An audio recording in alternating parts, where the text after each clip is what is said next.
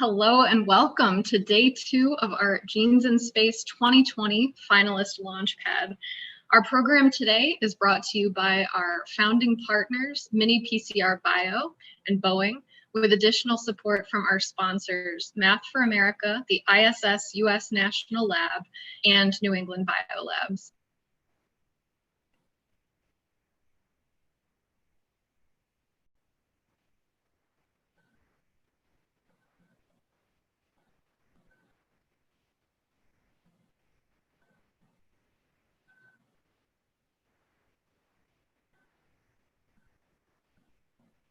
Hello, I am Dr. Katie Martin. It is my honor to be hosting day 2 of our Finalist Launchpad for you today. I'm the program lead for Genes in Space, and I'll be hosting the centerpiece of our Finalist Launchpad for you, our finalist presentations. Today, you'll hear from our 5 finalists, who, keep in mind, are all current high school students, as they pitch their ideas to our panel of judges for a chance to launch one of their ideas to space next year. Our panel of judges are going to be tasked with the unenviable decision of deciding which experiment to launch. So I wanted to begin by introducing you to this panel of educators and scientists who will be tasked with making this tough decision. Hi, my name is Holly Christensen, and I am a 4-time Genes in Space mentor. This is my first year as a judge, as I'm the recipient of the John Hatch Memorial Prize for Mentorship. I am also a PhD student at MIT, where I study mammalian meiotic initiation in the laboratory of David Page. In my spare time, I enjoy doing elaborate photo shoots with my guinea pigs. Hi, my name is Dr. Luisa Cochella. I am a developmental biologist and a molecular biologist, and I have trained at Johns Hopkins and Columbia University, but for the last 7 years, I've been leading my research group at the Vienna Biocenter. And maybe a little fun fact about myself, I can watch worms under a microscope for hours and hours. I've also been a judge at a previous Genes in Space competition in 2016, and I'm really delighted to be back.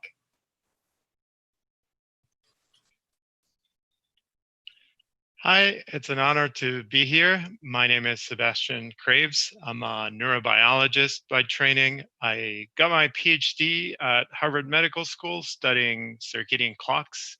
That's an internal timekeeping mechanism that tells you when it's time to rest or get active, get hungry. And that is so important in the lives of astronauts because circadian clocks can really get out of whack when we're traveling through space. I did postdoctoral work at Harvard as well, studying neural circuits. And most recently, I helped co-found Mini PCR Bio. Mini PCR Bio makes the gene detection technology behind the Genes in Space program. And I'm also a co-founder of Genes in Space, along with our partners at Boeing. I have served as a judge once before in 2016 for the US competition.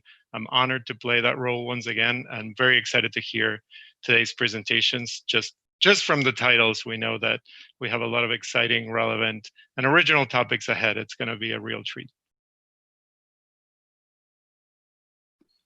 Good afternoon, everyone. My name is Josh Modest. I'm a high school science teacher at the Urban Assembly School for Global Commerce in Harlem, New York, and also a Math for America Early Career Fellow. This is my first year judging Genes in Space. Fun fact about me is I did 2 years of summer research at the New York Stem Cell Foundation, using stem cells to find different treatments for Parkinson's disease. And last summer, I spent 6 weeks in Australia at James Cook University doing some coral genetic research.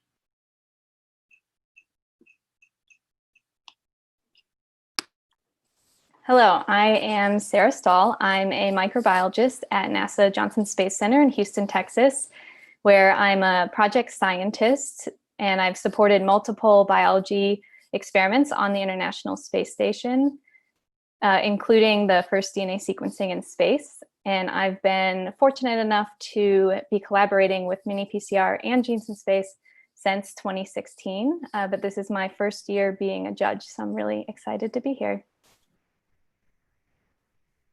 Thanks to all of our judges for lending us your expertise for the day.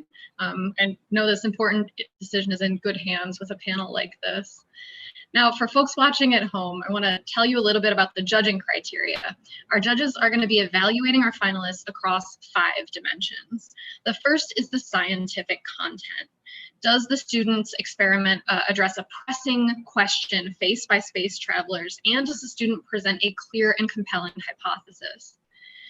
The students will be addressing their hypothesis through not 1, but 2 experiments. The first experiment they'll present today is what we call their ambitious experiment. This is like their grand vision for how they would answer their question given relatively broad access to resources.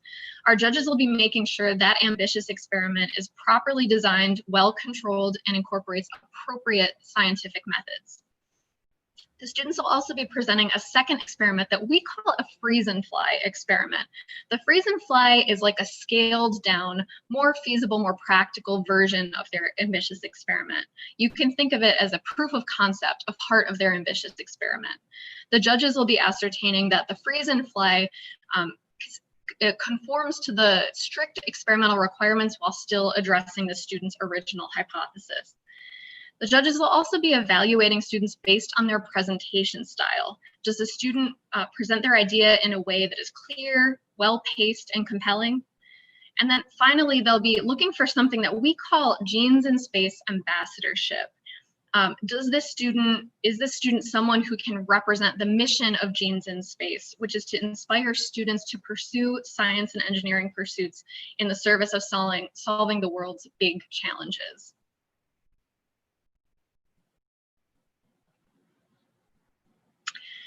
Each finalist will be presenting their idea to you today in a 10-minute PowerPoint presentation. That presentation will be followed by 10 minutes of question and answer time with our judges. You watching at home are also welcome to participate in the Q&A. You'll see a link in the description below this video. If you click that link, it'll take you to a form you can use to submit your questions to our finalists. We just might pick one of your questions to ask at the conclusion of the presentation today. Now, after each finalist has presented, our judges are going to deliberate in private. They'll choose their winner, and then we'll be announcing the winning student tomorrow, same time, same place, on YouTube at 1 p.m. Eastern. So we hope you'll join us again there for that exciting announcement. Now, we're just about ready to begin, but before we get started, it's worth noting this is the first time we have ever opened up our finalist presentations in this way. Usually, our finalist presentations take place in person at the ISS Research and Development Conference. So anyone is welcome to join, but you'd have to travel cross country and pay a hefty registration fee in order to see our students present.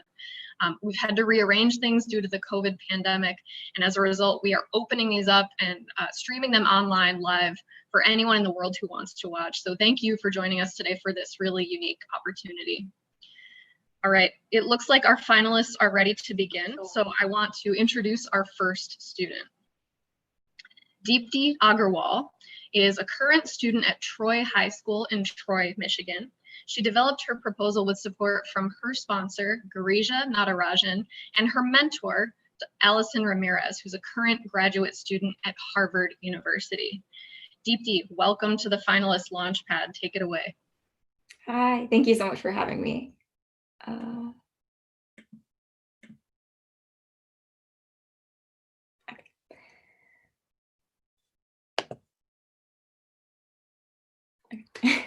Hello, everyone. My name is Deepti Agarwal, and my proposal deals with assessing the genetics of blood clotting in space.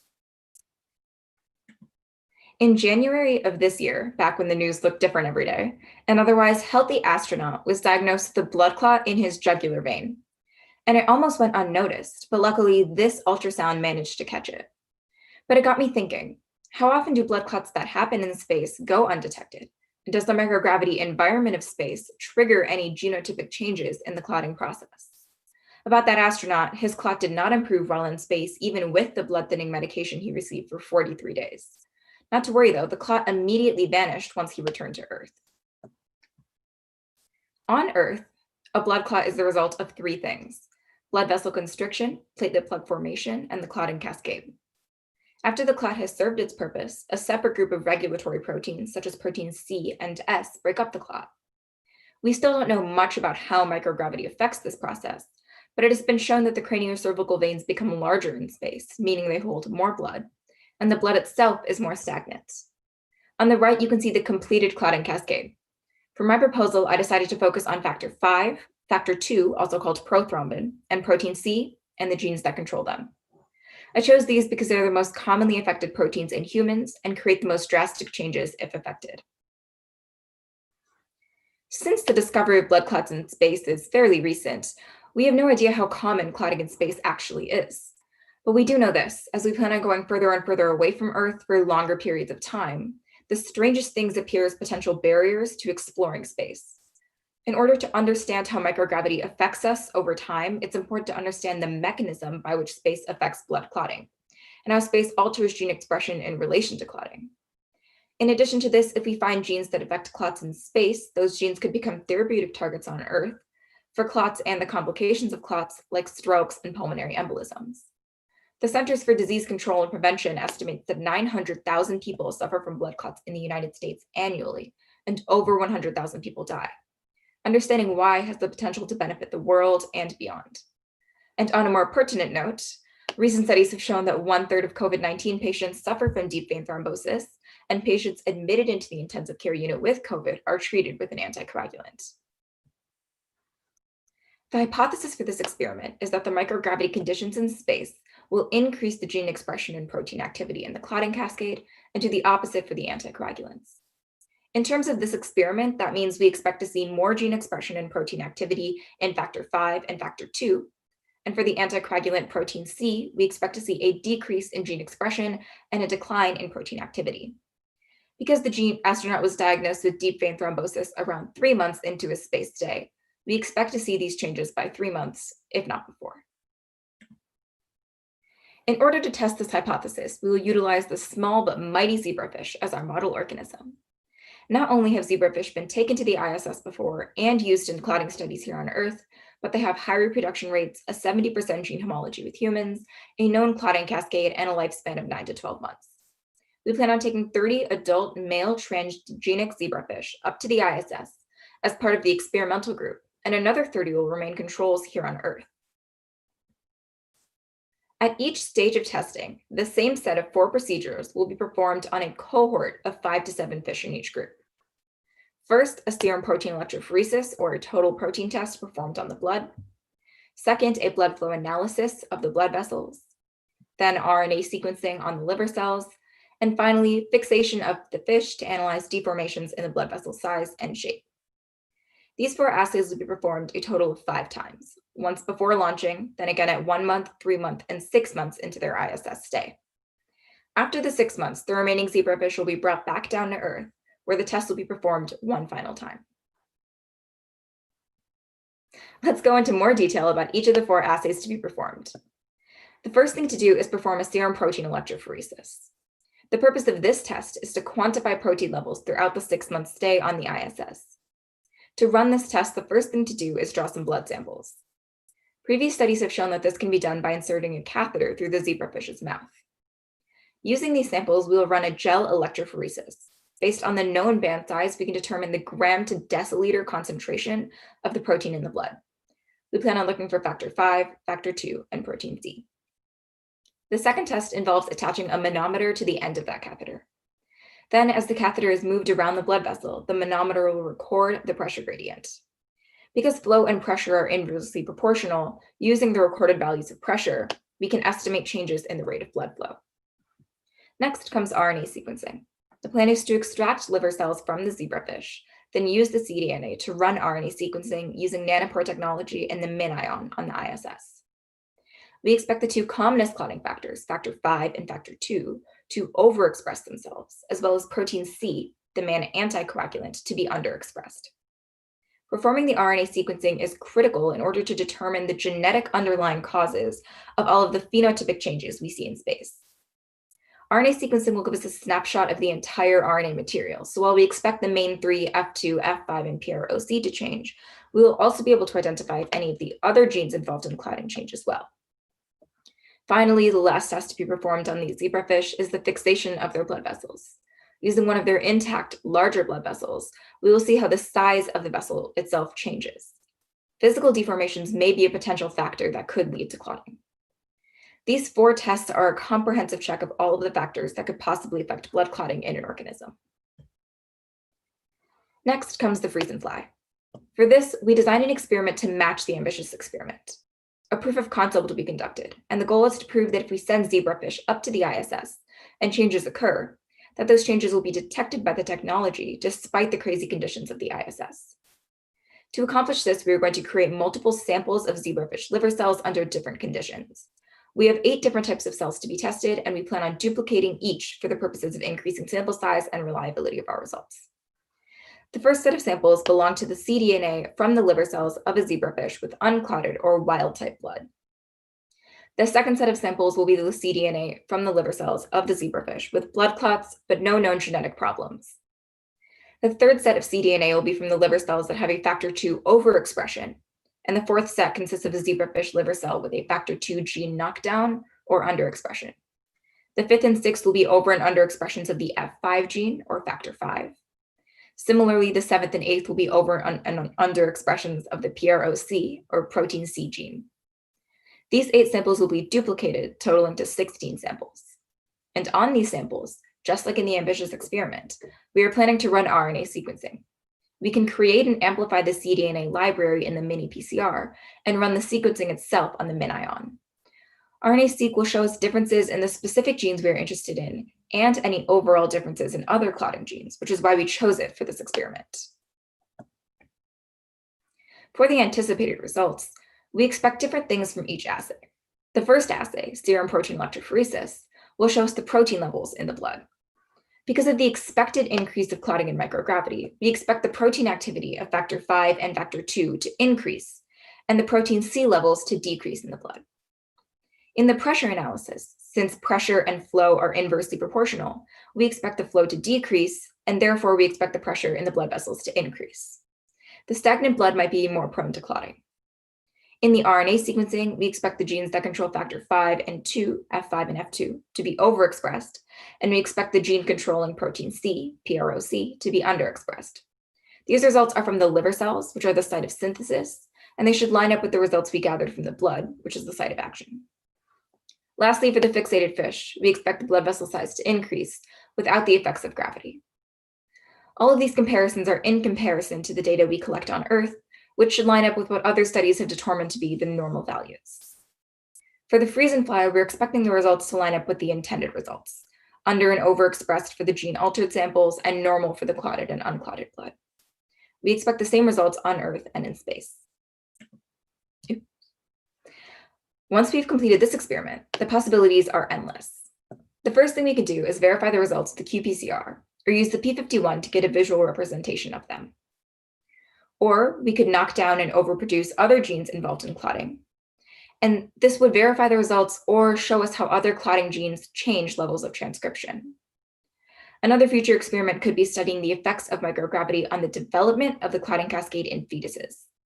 Instead of using adult zebrafish, we could use zebrafish larvae to show us how blood develops in zero gravity. Finally, if no change in gene expression or protein activity is detected, epigenetic mechanisms and DNA methylation could be driving differences of blood clotting in space and should be studied next. Finally, a huge thank you to the whole Genes in Space team for giving me the most eventful quarantine I could have possibly imagined. And of course, this wouldn't have been possible without the help of my amazing mentor, Allison Ramirez, my sponsor, Girijan Uttarajan, and my teacher, Mr. Forshi. Thank you all so much for listening. I would love to now answer any questions.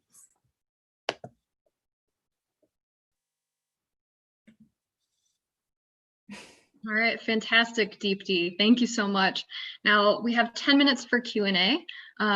Folks watching at home, you're welcome to participate in Q&A. If you have a question for Deepti, click the link in the description below the video. That'll take you to a form you can use to submit your question. We may ask it live. But to begin, I'd like to throw to the judges. Judges, what questions do you have for Deepti? Hi, Deepti.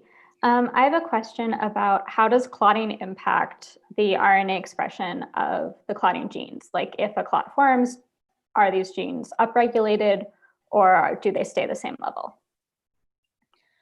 So there are lots of reasons a clot could form. You know, when we get a cut, we do get a blood clot. Technically, the clotting cascade is triggered. So in that case, the RNA levels wouldn't, in that case, like the genome wouldn't change too much because it's like a natural reaction to a stimulus. But if there, at least in humans, there are diseases, there are clotting disorders called like factor V Leiden and overproduction of those genes. And in those cases, when it's like a genetic problem, that would appear in the RNA sequencing. Thank you. May I follow up to Holly's question? First of all, great talk, DP. Thank you for that. I was wondering, so your hypothesis is that in conditions of microgravity, blood clotting or gene expression related to blood clotting could change. Mm-hmm. How do you imagine that happens? What do you envision needs to happen? How does the body sense microgravity, and how do cells know to turn on or turn off gene clotting, genes related to clotting? What do you imagine? The astronaut that we studied that got the blood clot in space had like no predisposition to blood clots, no family history, no any other signs, like no other reason that he should have gotten a clot. So we like assumed that it would kind of be genetic. I imagine that it would be more of like just more transcription into like more RNA, more DNA being converted into RNA, and then more RNA being converted into protein. So just more protein activity. But we are testing both the RNA levels in the liver and the protein levels in the blood. So I guess we'll find out. Thank you. Great talk, Deepti. One question, is there any, or have you seen any evidence to show if the clotting cascade is similar or different in a terrestrial environment versus an underwater environment? The zebrafish has been studied extensively in terms of blood clotting, and in those studies, we've found out that humans and zebrafish have very similar clotting cascades. So I'm not sure if it acts differently in water, but the clotting cascade itself is pretty similar in humans and zebrafish. Dipti, great choice of a topic. I think it's very relevant, and I was wondering from an intervention standpoint, what therapeutic approaches are available today to astronauts? How are you thinking your research can help improve on those approaches? And specifically, what could be the risks of anticoagulant therapy for astronauts who live in such a limited, closed environment far away from home? Yeah.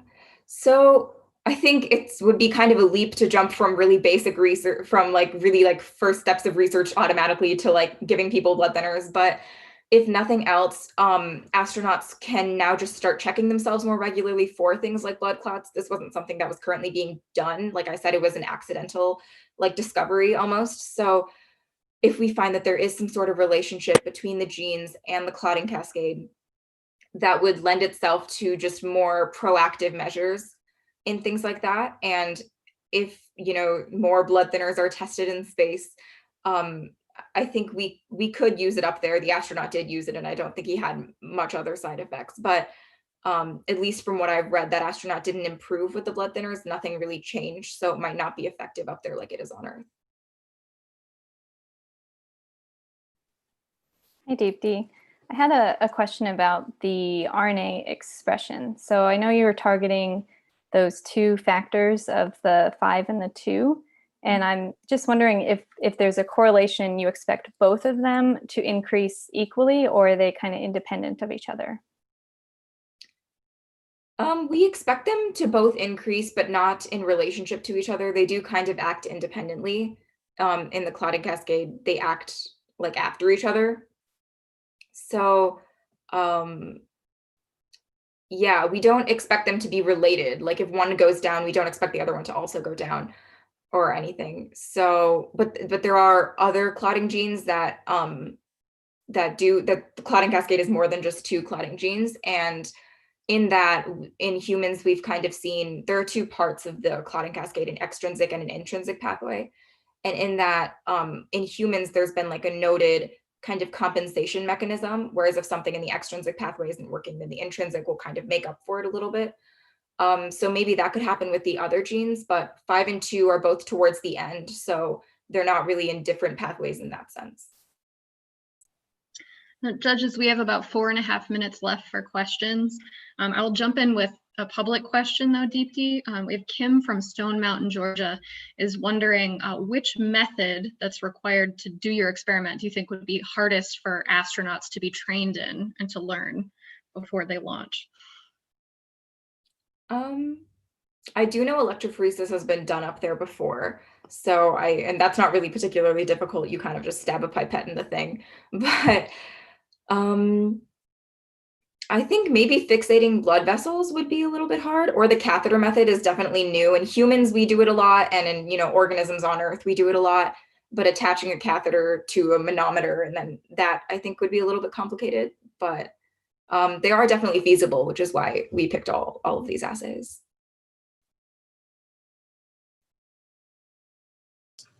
I can ask another one if we have a couple more minutes.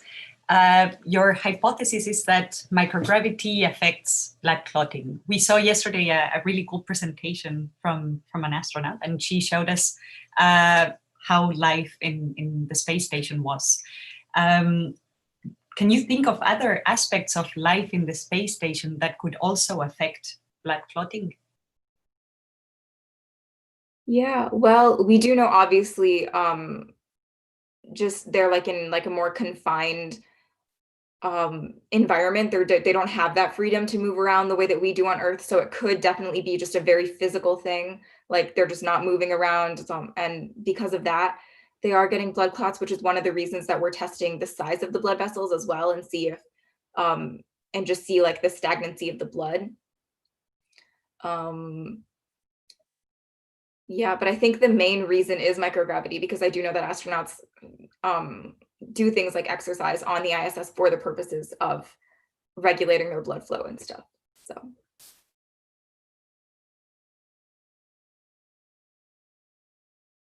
I have one more question, Deepti. You talked a little bit about disease models of hypercoagulation. Is there anything from human models of coagulation diseases that could help you refine your hypothesis or dig it further?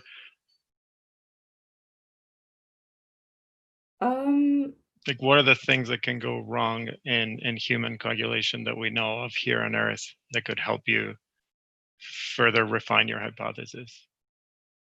On Earth, I think on Earth it is often genetics. Sometimes it's because of things like cholesterol and like bad diets and stuff, and that does make you more prone to clotting. I actually read this really interesting paper while researching about this lab in Harvard where they have zebrafish and they feed them just really awful diets. It's like the equivalent of like 10 Big Macs a day or something. And because of that, they're really obese and they have high cholesterol and they clot often too. So that would be an interesting thing to study and just see how almost like the lifestyle that you lead affects the clots that you get in zebrafish. So I have one final question, sort of piggybacking off of what Sebastian asked. Clotting risk increases significantly with age. How do you think that would translate to the ISS? I think I'm sure the risk would still increase with age, even though you're on the ISS. It could be it could be something that we would control. It would be something that we would control because we're not particularly testing for age. So we would control probably like a span of maybe a couple of months or years of the zebrafish's age. So. All right, that's our time for Q&A. Thank you so much for joining us, Deepti. At this point, I'd like to bring in and introduce our next finalist. So our next student who will be presenting his idea today is Alex Popescu. Alex is a current student at North Central High School in Spokane, Washington, and he developed his proposal with input from his sponsor, Dan Shea, and his mentor, Alex Radakovic, who's a current graduate student at Harvard University. Alex, it is a pleasure to have you on their Finalist Launchpad. Take it away. Thank you so much for having me, Dr. Martin. Hi, I'm Alex. I have always been fascinated with genetics, and today I'll be talking about the genetics of the gut microbiome and how gut microbiome changes can help explain the bone loss experienced by astronauts during space flight. Astronauts are at a high risk of experiencing serious bone loss and fractures. Addressing this problem is imperative for longer space missions and, in the near future, travel to Mars. Astronauts lose 1 to 2% of their bone mass every month and experience significant deterioration of bone structure. Although they can recover bone mass after shorter missions, changes in bone structure and strength remain. There is significant individual variation in bone loss, meaning that some astronauts lose much more bone than others. Besides unloading, the mechanisms for bone loss in space still remain unclear. However, the gut microbiome could be the missing link that can help solve this mystery.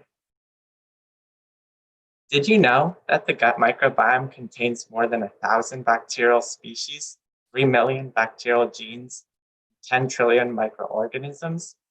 In fact, the gut microbiome is called our second genome. But you may be wondering, what is the gut microbiome?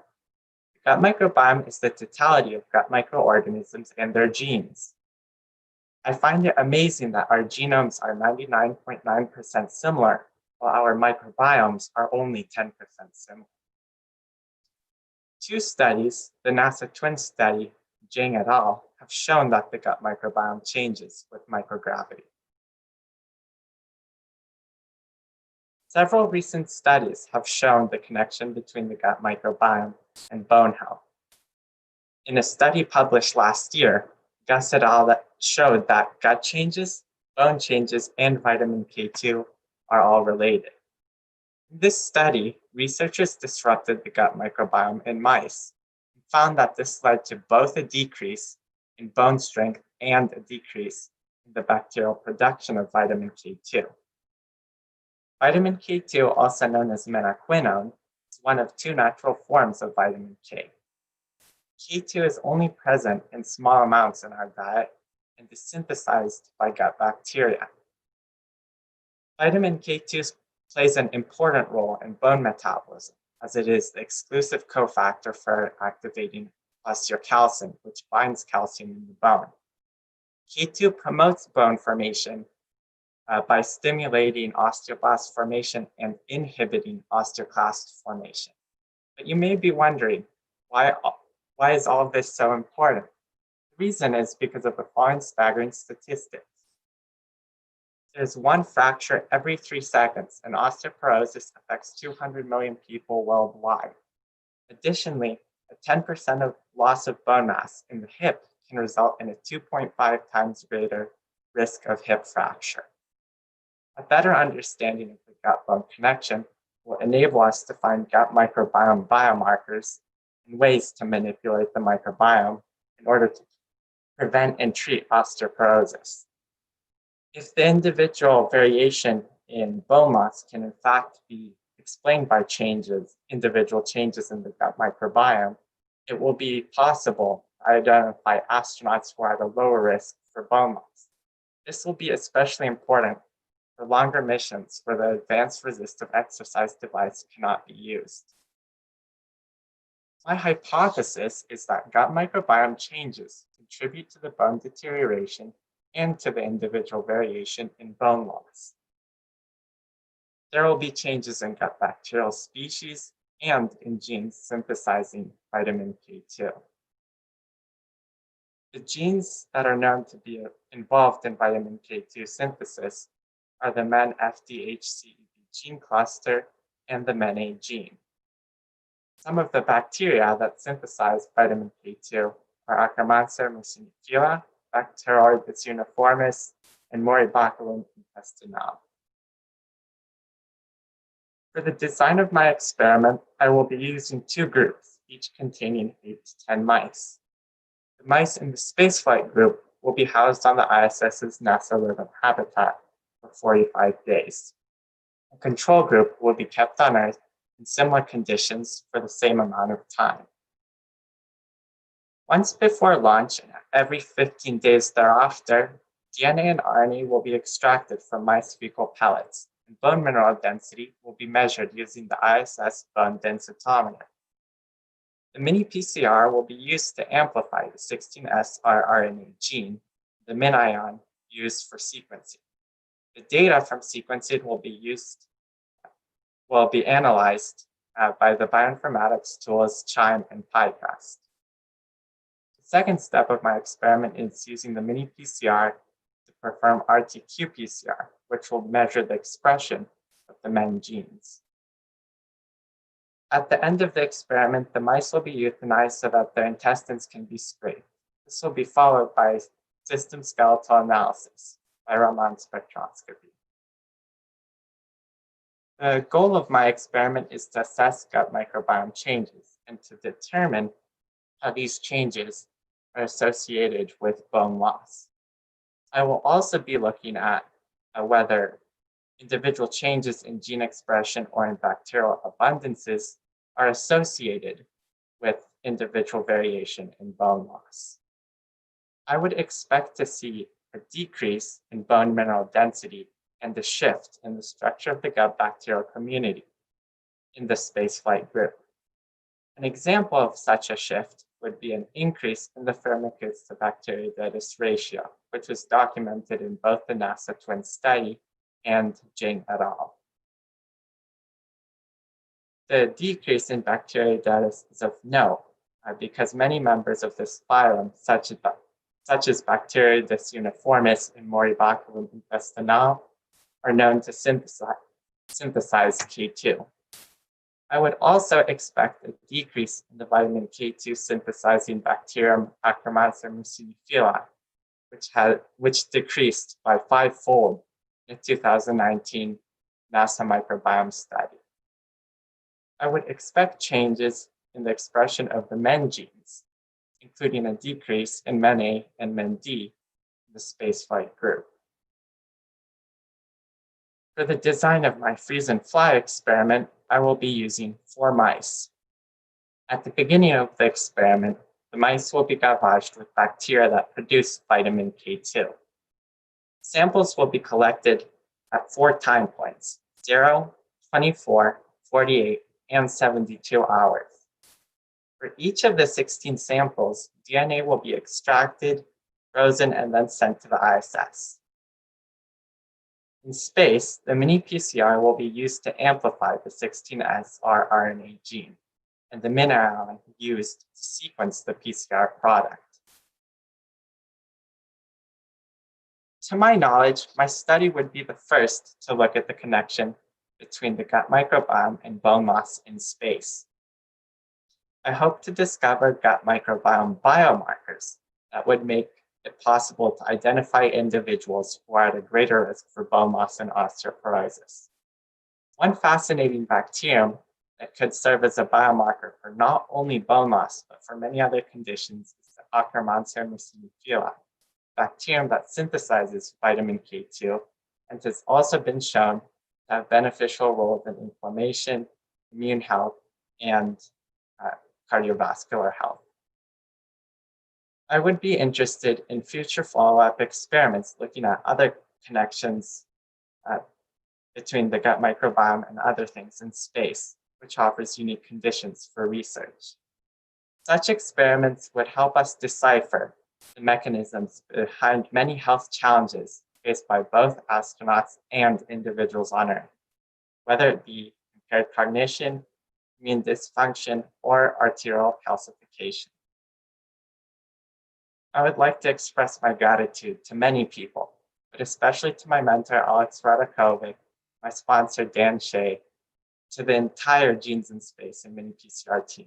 I would also like to thank the sponsors of this competition. Thank you. And here are my references.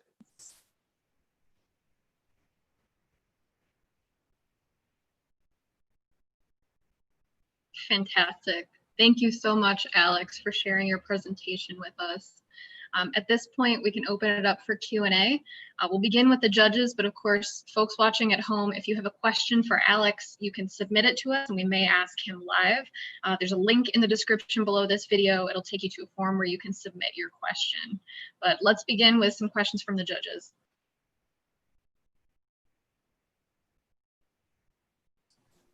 I'm happy to start. Sorry, Holly, go ahead. No, go ahead, Louisa. Alex, super interesting talk. Thanks a lot for that. I was wondering, for your freeze and fly experiment, I think that it's a really, really cool experiment, no? Manipulating the mice with different bacteria and assessing their effect. I was a little unsure about the controls in that experiment. Do you want to maybe explain it very quickly again? Sure. So yeah, the part with gavaging the mice would be done on Earth. So the idea is that there are 4 time points, and at 0 hours, that's basically kind of serving as the control because that's before the mice are actually gavaged with the bacteria. I see. Got it. Thanks a lot. That's the one I was missing. Thank you for your presentation, Alex. I have a question regarding your ambitious experiment. One thing I wasn't clear on is, do you think that the reason the microbiome changes in space is because of microgravity, or do you think it has to do with the diet of the astronauts and their sort of change in environment? And if so, how would you control potentially for microgravity as opposed to the microbiome itself? So yeah, as you mentioned, the microbiome is very sensitive to the environment. So microgravity is kind of just one of the conditions in spaceflight. There's also radiation, which we wouldn't really be able to control for. But the Jing et al. Study showed that radiation doesn't influence the microbiome that much. So as far as whether having one environment, like all of the mice in kind of the same environment, would somehow like decrease the individual variation, I don't think that would be too much of an issue because one study, Voorhees et al., showed that although the gut microbiomes of 4 astronauts became more similar, they were still quite different at the end. But the idea is to have a group on Earth that would control for everything except the microgravity and radiation. So microgravity is kind of part of the whole space environment, but I think it's kind of a major factor that's causing the changes in the microbiome and also bone loss. Hey, Alex. Oh, Sorry, you want to go? No, you. Okay. Well, thank you so much for your talk. I like you said, it's a very interesting combining like bone loss with microbiome. And definitely at NASA, we're very interested in how the astronaut microbiome is being changed. The one thing that kept coming to my mind is talking about countermeasures and how you can try to produce more of this vitamin K2 and helping the crew members. And you mentioned that you get very little from your actual diet. Can you expand on like where you could be enhancing that in your diet for the crew at all? So there are a few foods such as natto, which is kind of a Japanese food, and then also chicken liver. But the thing is, even with these foods, you can't really get enough K2 in the diet. So this is opposed to K1, which is found much more in the diet. So that's kind of one reason K2 is produced by the gut bacteria and why understanding that mechanism is so important. So yeah, the idea would be to kind of find different gut microbiome biomarkers that could influence like supplementation or giving the astronauts a probiotic or prebiotic or something like that containing a bacteria such as Akkermansia mucinifila or something like that. That's perfect segue into my question. So building off of that and Sarah's question, Alex, what do we know about supplementation of K2 intake here on Earth in the prevention or treatment of bone loss or bone deficiencies? And related to that, what do we know about the signaling mechanism by which this vitamin produced in the gut makes it into bone and signals osteoblast formation and downregulates the osteoclasts?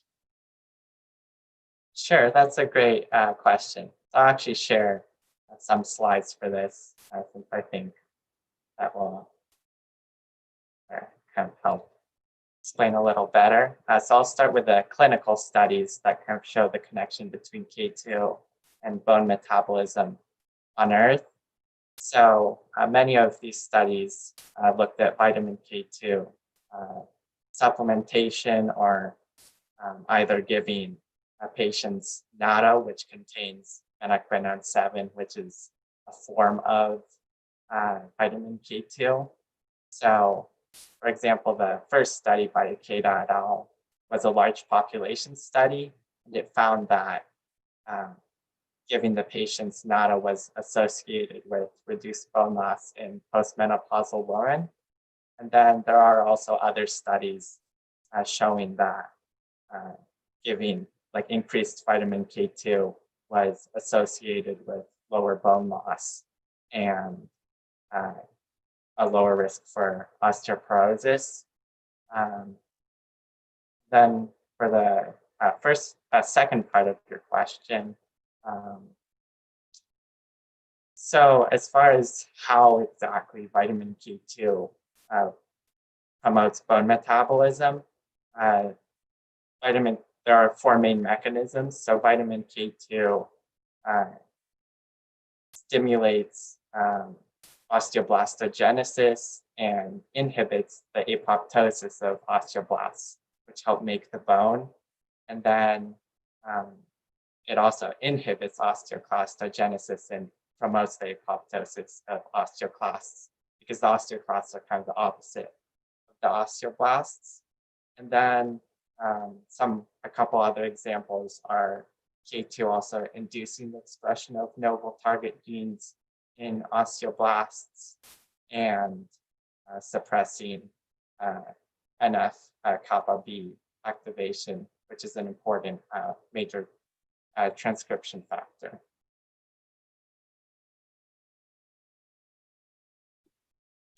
Hey, Alex. So is it known what exactly is happening to those certain bacteria in the microgravity environment? Are they completely dying, or is their function just altered in some way?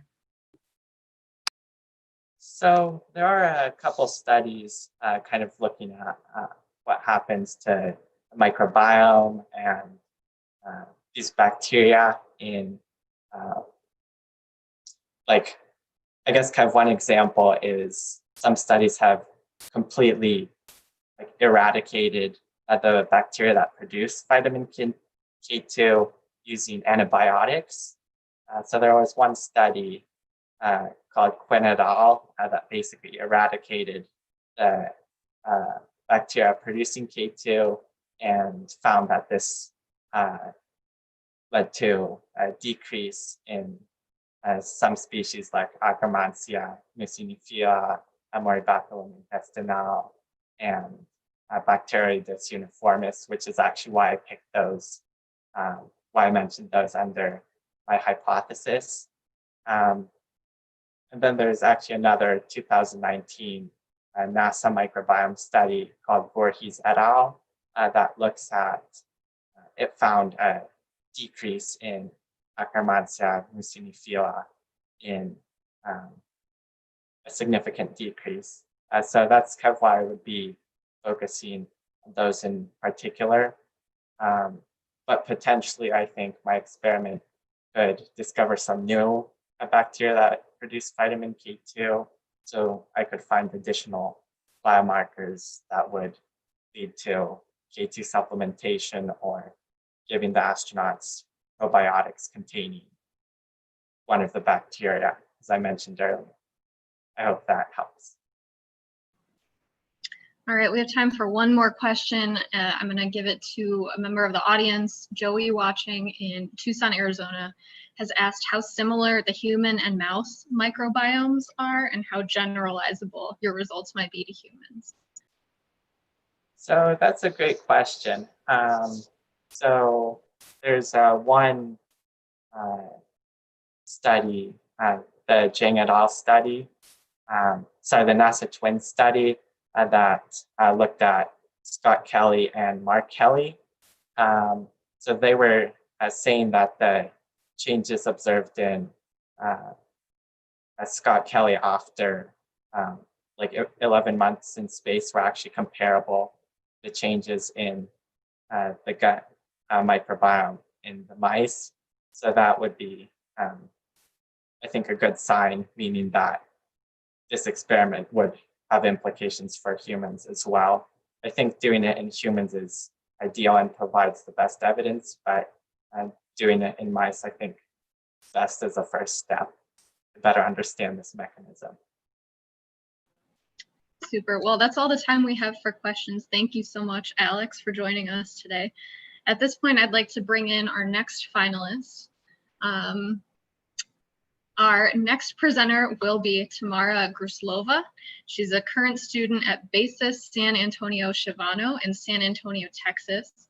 And she'll be presenting a proposal that she developed with help from her sponsor, Dr. Dean Kellogg, and her mentor, Bess Miller, who's a current graduate student at Harvard University. Tamara, welcome to the Launchpad. Take it away. Hello, I'm Tamara Gruslova. I want to begin by thanking all of you for giving me this amazing opportunity to speak in front of you today. Now I will be presenting my proposal on how astrocyte senescence may impact neurovascular coupling and astronaut cognitive function. After more than half a century of manned spaceflight, the next frontier is exploration of the planets such as Mars. However, this will require long-duration flights with a greater hazard to astronaut health. Increased exposure to high-energy galactic cosmic radiation may induce DNA damage, increasing the risk for cancer and degenerative disorders. Further, microgravity results in a cephalid fluid shift and increased cerebral blood flow, or CBF, which leads to physical changes in the brain, including stiffening of the vasculature, increased intracranial pressure, and ventricular swelling. These combined insults on the brain are followed by cognitive decline. Katie, am I working well? Because I think there's a pop-up that's saying something. We can see your slides just fine, Tamara, and we can hear you okay. So I think you can continue on. Okay, yeah, because it just says some kind of like start video or something.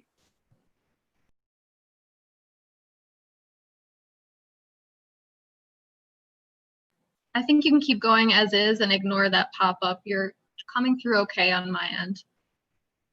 Okay, thanks. On Earth, CBF dysregulation is known to contribute to cognitive decline. Therefore, I have chosen to look at this phenomenon as cognition is critically important to successful space exploration so that optimal decisions can be made in challenging situations. Normally, CBF is controlled by the neurovascular unit. The unit is composed of neurons, astrocytes, endothelial cells, and smooth muscle cells. I propose to focus on the two main components, astrocytes and endothelial cells. Astrocytes are the most abundant cell type in the brain and are central for neuron survival and regulation of CBF.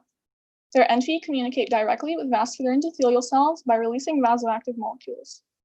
Endothelial cells line the blood vessel lumen and also regulate blood flow by interacting with astrocytes and releasing vasoactive molecules. Based on current models of neurovascular coupling, several overlapping control loops ensure the fine-tuning and adjustment of local CBF. These processes are complex and require a precise balance of feedback reactions. And central to these is a key vasodilator called nitric oxide, or NO, which I will be focusing on in my proposal. two key pathways by which vasomotor tone is modulated through NO are the purinergic and arachidonic acid pathways. In the purinergic signaling pathway, astrocytes release ATP, which acts directly on endothelial P2Y1 receptors, triggering the activation of endothelial nitric oxide synthase, or eNOS, and the subsequent NO production and vasodilation.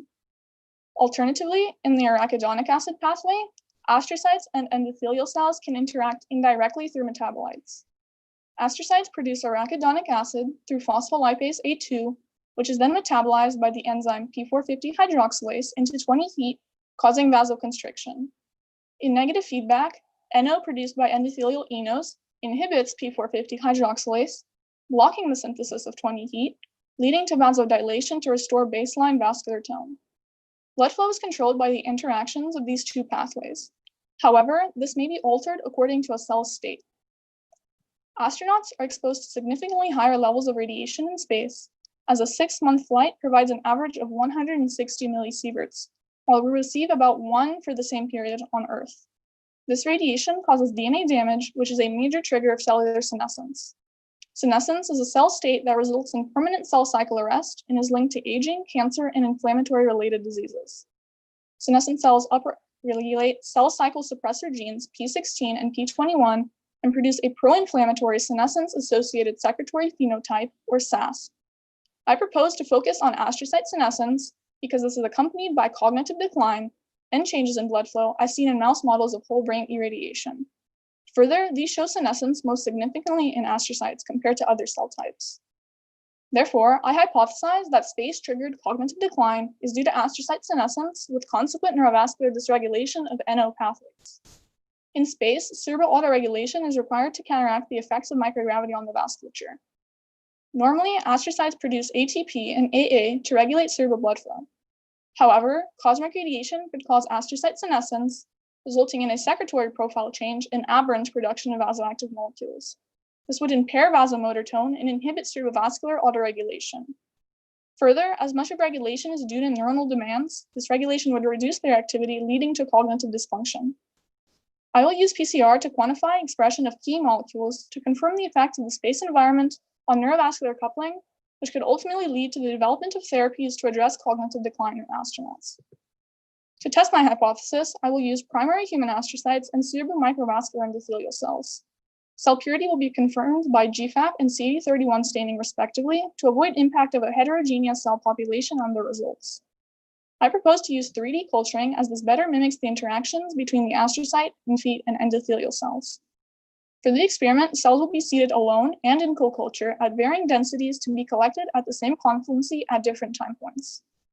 One set will remain on Earth while the other will be sent to the ISS. Additionally, astrocytes irradiated to induce senescence will be used as an Earth-only control to confirm whether gene expression changes in space depend on senescence, not other confounding variables. Samples will be collected for analysis 1 day and 2 weeks post-arrival to the ISS. Prior to RNA extraction, co-cultured cells will be sorted by immunopanning to attribute gene expression to a particular cell type. In this technique, cells are flowed over antibody-coated plates that pull out only the astrocytes, leaving the endothelial cells in the liquid fraction. This method is well suited for the ISS as it does not require specialized machinery and can be easily performed in space. Then, RT-PCR will be used to assess expression of the genes of interest. For the normalization of input RNA levels, a housekeeping gene will be included. Each PCR reaction will be run in duplicate to allow for statistical data validation, and after data has been collected for the 2 time points, the results will be compared between each set. Additionally, RNA sequencing of astrocytes will be performed on Earth and on the ISS to assess alternative vasoactive pathways and evaluate space-induced changes to other astrocyte functions. For PCR, we will be measuring a total of 9 genes from several categories. For cellular senescence, P16 and P21 are canonical markers, while key components of the senescence-associated secretory phenotype are IL-6, IL-8, lamin-B1, and HMGB1. I expect an increase in these genes in spaceflown astrocytes similar to that of the artificially senescent astrocytes on Earth. For vasoregulation, we will look at eNOS and anticipate an increase in its expression in the endothelial cells from the co-cultures of space and senescent Earth. Further, I expect a decrease in phospholipase A2 and P450 hydroxylase in the astrocytes in space and senescent astrocytes on Earth in single culture and more significantly in co-culture. To complement my ambitious experiment, I will use the Friesenfly to validate quantitative PCR measurement of DNA damage through amplification of long DNA targets. The principle of long-run PCR is DNA damage blocks DNA polymerase from continuing to replicate the template DNA, leading to reduced amplification of the target. This will allow us to determine the amount of DNA damage, a major trigger of cellular senescence in space-flown astrocytes. From this experiment, we will use DNA samples from both healthy and senescent astrocytes. Senescence will be produced through X irradiation and galactic cosmic radiation. The healthy astrocytes serve as a negative control as they have minimal DNA damage. The DNA samples from astrocytes damaged by UV will serve as a positive control for the PCR reaction. Further, quantifying the amount of DNA damage in senescent astrocytes would uncover whether studies using X irradiation on Earth can be translated to the study of cosmic radiation's effect on human health. When on the ISS, the PCR reaction running in duplicates will be conducted using long-run primers. Short-run primers will also be used as an internal undamaged control to demonstrate that amplification proceeds equally well across samples. I expect the DNA from senescent astrocytes to be amplified less than that from the healthy astrocytes, since they should have an increased amount of DNA damage. Next, I would like to highlight the importance of this study. Top cognitive function is essential for safe spaceflight, as it requires astronauts to be able to quickly act upon large amounts of information. Uncovering the effect of prolonged spaceflight on vascular control will identify specific pathways leading to cognitive decline, ultimately allowing for preventative measures to permit longer spaceflight. In addition, this study may shed light on what occurs in neurodegeneration, as space-induced cognitive changes and neurodegenerative diseases on Earth share many similarities. From this experiment, we will find whether space-induced astrocyte senescence contributes to cerebral blood flow dysregulation and potentially cognitive decline. In future experiments, using in vivo models will confirm our findings in a more complex system and allow for human studies to test potential therapeutic approaches to improving cerebral blood flow and cognitive function in space. Finally, I would like to thank my mentors, Bess Miller and Dr. Dean Kellogg, who helped me formulate and prepare my idea for presentation. I also want to mention my advisor, Jenna Honeycutt, who introduced me to this competition. Thank you for listening. If you have any questions, I'm ready to answer them. Super. Thank you so much, Tamara, for that presentation. And Tamara, for Q&A, I'd like to ask you to turn your video on. We're going to prompt you to enable video so we can see you for this aspect of the program. We now have 10 minutes for Q&A. Judges, we can start with you, but I'd also like to invite folks at home, if you're watching and have any questions for Tamara, please feel free to submit them. There's a link in the description below this video. You can click that link to access a form that you can use to submit your question. And Tamara, are you able to turn on the video? Are the controls working okay? Yeah, I think I turned it on. I don't know if you can see me though. Yeah, we see you now. Thank you. Yeah, I'm sorry about that. No worries. All right, judges, feel free to take it away. Hey, Tamara, thank you for a great presentation. I had a question around if there's any research around why there are two pathways for cerebrovascular astroregulation, and are both of them equally impaired in a space environment? Well, currently there's actually little known research about how these specific pathways are affected in space. More specifically, there has been little to no study of how astrocytes are affected by the space environment. And there have only been several studies of simulated microgravity on the effects of astrocytes. However, this does not really model the actual interactions of the astrocytes in space, as simulated microgravity and the space environment do not really go hand in hand, since the simulated one only mimics one condition where the space has multiple conditions interacting with each other. And this would more particularly relate to cosmic radiation and microgravity, as well as things like diet and stress, which are part of the astronauts' lives on space, but they can't really be mimicked in a lab setting.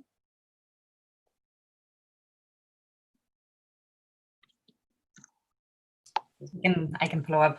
Thanks again also for your great presentation. And I have a question related to why you chose to use astrocytes. I was curious whether astrocytes are particularly sensitive to radiation. Do you know how different cells differ in their response to radiation? Are some cells more or less sensitive than others? And why did you choose to focus on astrocytes? Yeah, thank you for that question. That is very important. And I thought you would probably ask me that, so I have made a slide for this. Let me share my screen real quick. So we are focused on the two main cell types of the neurovascular unit, but there are other cell types present in the unit. However, astrocytes and endothelial cells are the main regulators of neurovascular coupling. Further, studies of mouse model whole brain irradiation show increased senescence in specifically astrocytes compared to other cell types in the brain. Likewise, I focused on the microvascular level, specifically the capillaries, as this provides a direct interaction between the astrocyte enphy and endothelial cells of the vessel. Likewise, the capillaries are the main site of oxygen and nutrient exchange in the brain, with nearly every neuron having one. And you're probably thinking, why am I talking about capillaries? But that is because capillaries only have astrocytes and endothelial cells present, which adds to my reasoning of why I only chose to look at those two specific cell types.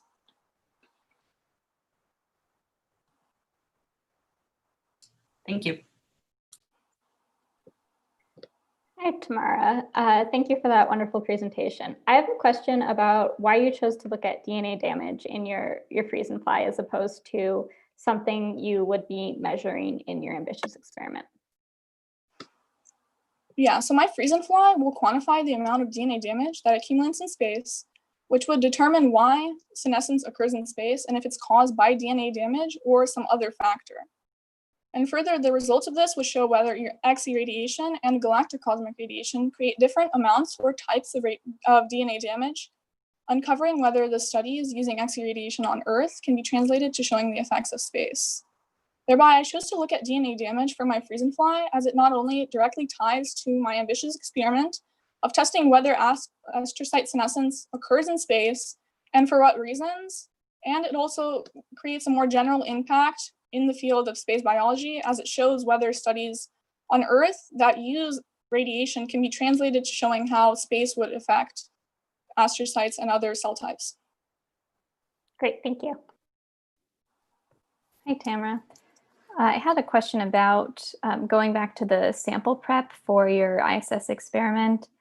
I'm always really interested in how you can easily do things in the space environment. And you were talking about how your ideal method was easy to use because it didn't have like any hard equipment. But I don't know if you could kind of expand on how it works. Yeah, of course.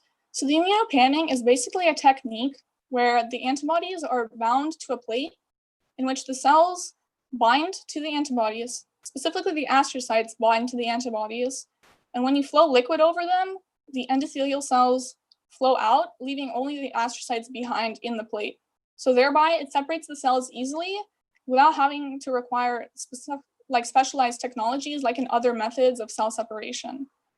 Further, I see where you're coming from, since it may not be ideal to use on the ISS, since it is a petri dish where part of the cells binding to the antibodies could be due to the cells settling down from gravity. However, I still believe we could use this technique on the ISS with little modification. And if it doesn't work as it is now, there are two options which we could eliminate this issue. With the first, utilizing the same technique, only with a low volume, and shaking the plates to make sure the cells come in contact with the antibodies, to make sure that it is not the gravity which results in them binding. And the other would be to conjugate the antibodies to a column instead of a plate, and flow the cell suspension through, as this eliminates the gravity component completely.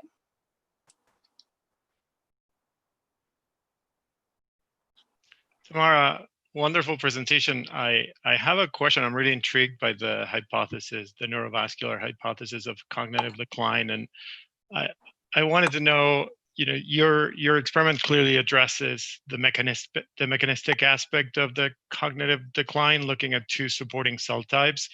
What's the role of the neuron in your hypothesis? And could your experimental approach eventually incorporate neurons if that's where you imagine the ultimate cognitive decline arises from?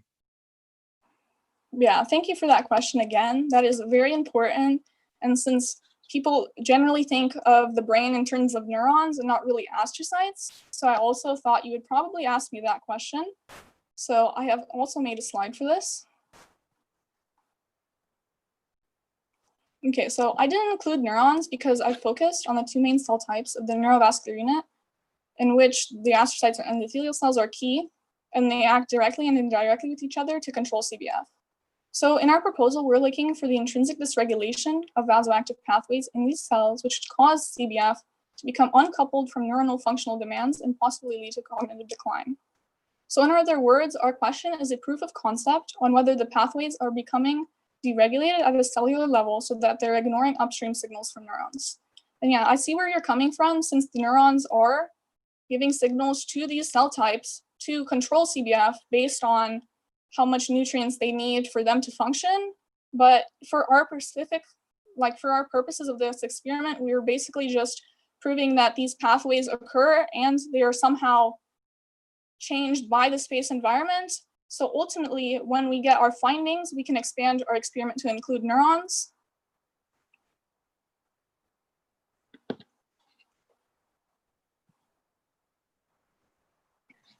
Samara, I've got a question from Susan from Virginia. She's asked, have astronauts experienced cognitive decline? And if so, do those symptoms resolve when they come back to Earth?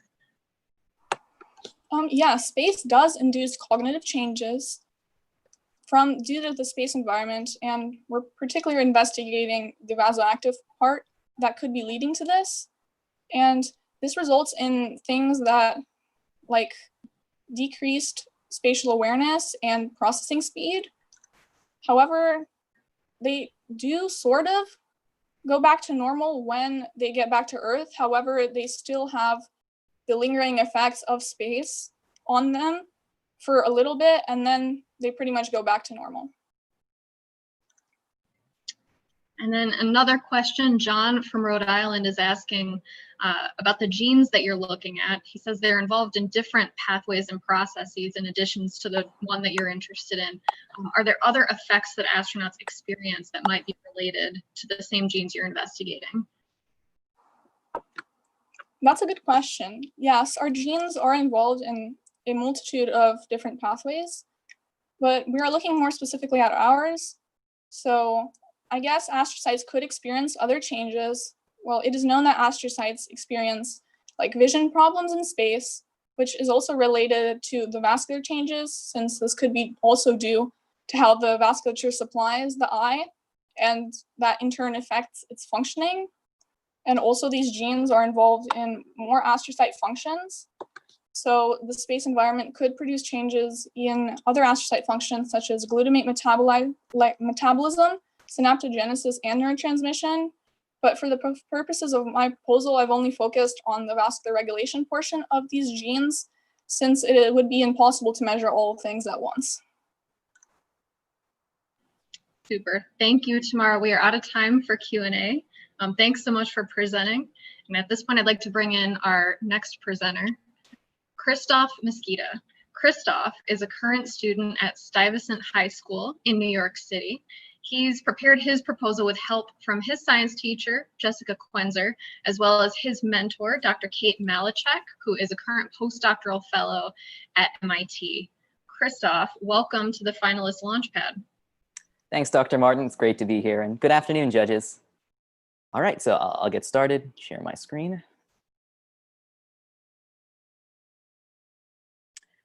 Okay, so good afternoon. My name is Christoph Mesquita, and this is Drug Metabolism in Space, pushing the frontiers of precision medicine. So space is extremely stressful to the human body. NASA reports that almost 2,000 medical events were documented in just 89 shuttle missions. This spans insomnia, to arrhythmias, to even deep vein thrombosis recently on the ISS.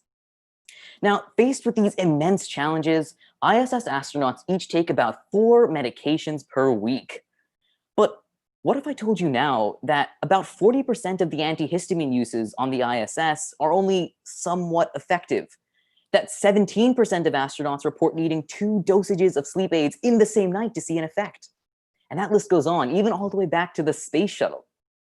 Now, consider what might happen when the first seizure strikes in space, or the next deep vein thrombosis occurs. Are we willing to risk the life of our astronauts with anticonvulsants or blood thinners that may not work reliably? Surely not. And so there's a dire need to understand why medications in space are ineffective. So that begins with examining how astronauts are even metabolizing drugs to begin with. About 80% of all commonly used drugs are metabolized by the cytochrome P450 liver enzymes, or CYPs for short. CYPs determine exposure of medicines to the body, and thus how effective those medicines even are. So let's take a look at this. Under normal production of CYP enzymes, the concentration of drug in the body will follow this general exposure versus time curve, where the higher the peak, the stronger the therapeutic effect of the drug. Now, when an increase in the expression of CYP genes causes an increase in CYP enzymes produced, as shown to the left over here, we'd expect to see an increase in metabolism, a reduction in exposure, and finally a weaker therapeutic effect and a smaller peak. Now, this could explain the weaker therapeutic effect we're already seeing in astronauts. But crucially, this increase in CYP expression can occur in either of two ways. Either there's an elevated baseline, as I've already shown, or the phenomenon of drug induction could be occurring, in which a drug will bind to a receptor, trigger a response element, and boost transcription of the CYP genes. So these are transcriptional processes, so they can be probed by PCR. So probing CYP expression with PCR promises three major steps forward for spaceflight. So starting at the top, going counterclockwise, first, it enables enhanced dosing regimens for common issues in space like insomnia or even emergencies like sepsis. That includes how much drug to administer, or perhaps with what frequency. Next, it enables better therapeutics on Earth. The elderly, for one, may benefit from improved space medicine because many of the changes observed in astronauts resemble accelerated aging, and the liver is likely no exception. And finally, the results may be the first evidence contradicting the assumption that the body responds to drugs in space in the same way that it does on Earth. And this revelation may enable the development of next-generation precision medicines specially tailored for astronauts. So ultimately, I hypothesize that the stresses of space, namely altered diet, changing exercise routines, microgravity, even circadian rhythms, affect the liver in a way that manifests as an increase in CYP expression and an amplification in CYP induction upon exposure to drugs. This would result in the reduced drug efficacy already noted by astronauts. Now, interestingly, space is already known to significantly impact the liver. Healthy mice brought to space for just 13.5 days showed early signs of non-alcoholic fatty liver disease, a condition that takes years to develop on Earth. Now, I propose to measure CYP expression changes with liver spheroids, which are 3D aggregates of cells whose simplicity, strong CYP expression, and longevity far exceeds that of other models, allowing us to probe an otherwise really complex system in a direct manner.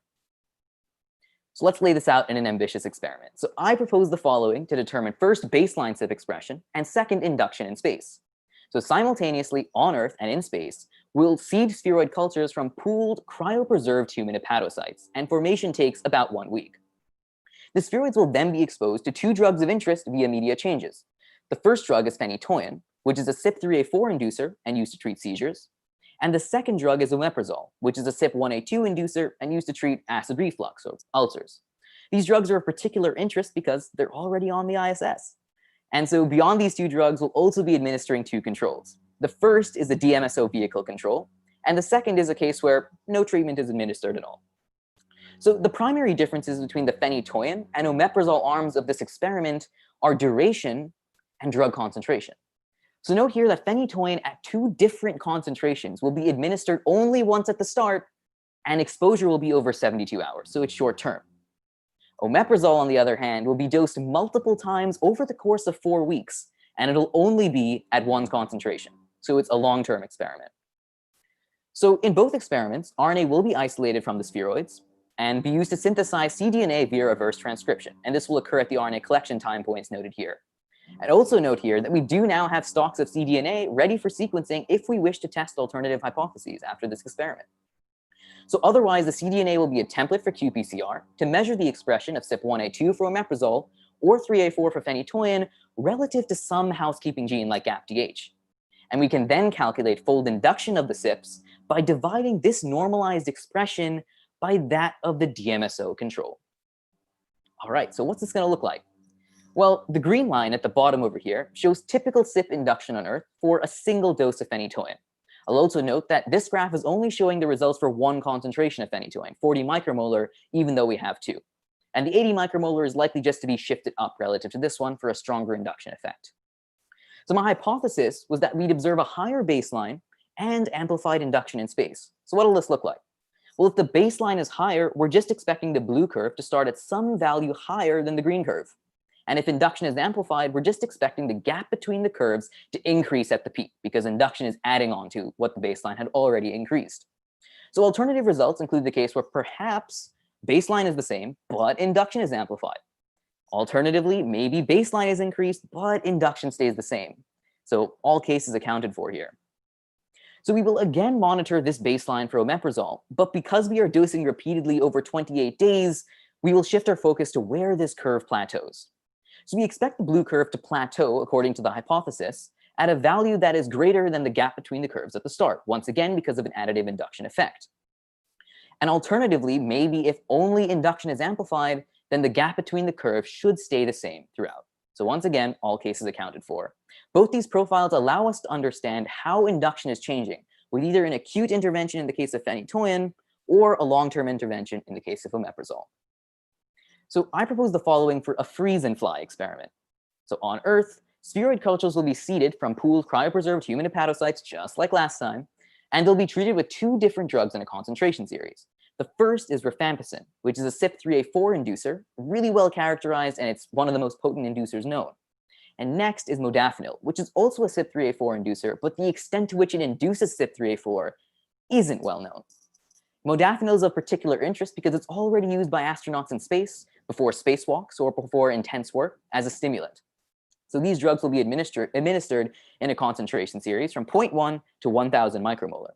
After that, or 72 hours after that, we'll isolate RNA and turn that into cDNA via reverse transcription, and we'll set up a PCR reaction, so along with the PCR reagents, and we'll add double-stranded DNA binding dye to this. Now, instead of doing PCR down on Earth, we're going to freeze these 16 tubes from the 16 spheroids, send that up to space, and initiate PCR on the ISS. We'll pause it and put it in a P51 viewer at the 10th cycle, and repeat this every 3 cycles until 30 cycles is reached. So what do the results look like? Well, P51 lets us view PCR product accumulating in real time based on the fluorescence of the tubes. And while it's not fully quantitative without normalization to a housekeeping gene, it's still a visually conclusive proof of concept of the ability to measure induction by PCR in space. Analysis is swift, effortless, and it takes place entirely on the ISS. So simply put, where the highest amount of rifampicin was in the tube, we'd have the greatest amount of fluorescence because this caused the most induction effect. We'd observe a similar gradient for modafinil, but because it's a weaker inducer, that gradient will probably be a little dimmer. So to recap, cytochrome P450s or CYPs metabolize drugs, and thus they determine their efficacy and finally their effectiveness. qPCR is a relevant and powerful tool to quantify changes in CYP expression and induction. And finally, spheroids are a novel way to probe CYPs directly in space, and future directions with this include perhaps spheroids becoming a standard, efficient platform for future evaluations of drugs in space, maybe testing their toxicity or testing how strongly they induce CYPs. So ultimately, the next medical emergency isn't a matter of if, it's a matter of when. So when we're 6 months into the journey to Mars and we encounter that seizure or that anaphylaxis or that herpes reactivation, we need to be confident that we have the knowledge needed to treat that condition successfully. And profiling CYP metabolism is the first step towards that goal. So I'd like to thank sponsors and mentors who helped me along the way, as well as the Genes in Space team, and particularly Dr. Kate Malachek and Ms. Quenzer. And I'd be happy to take any questions you may have now. All right, thank you so much, Christoph.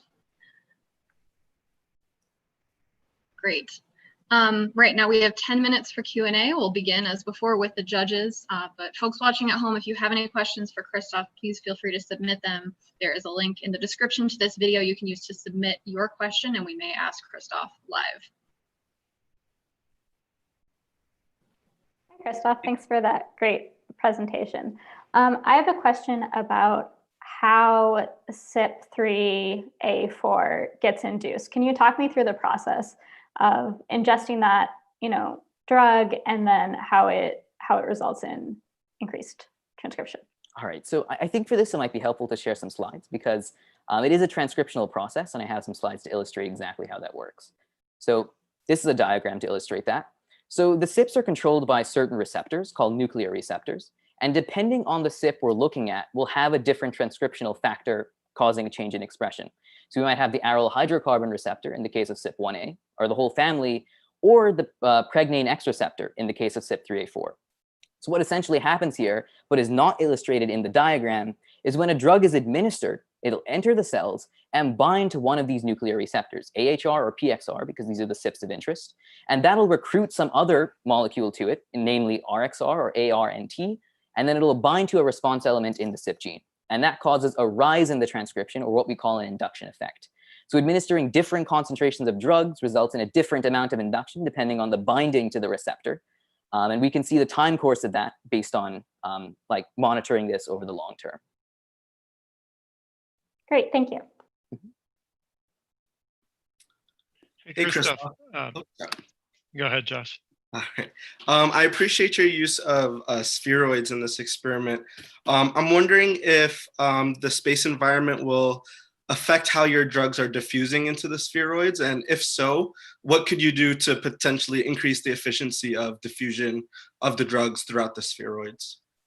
Yeah, so there is an expectation that the drugs will in some way diffuse differently into the spheroids, but we selected spheroids because we thought they were the best model that would most mitigate this diffusion effect being an issue. Like if you consider something like a liver on a chip, that's an issue not just because of the diffusion effect, but also because the drugs can bind to the material in which the organoids, in the case of a liver on a chip, are constructed.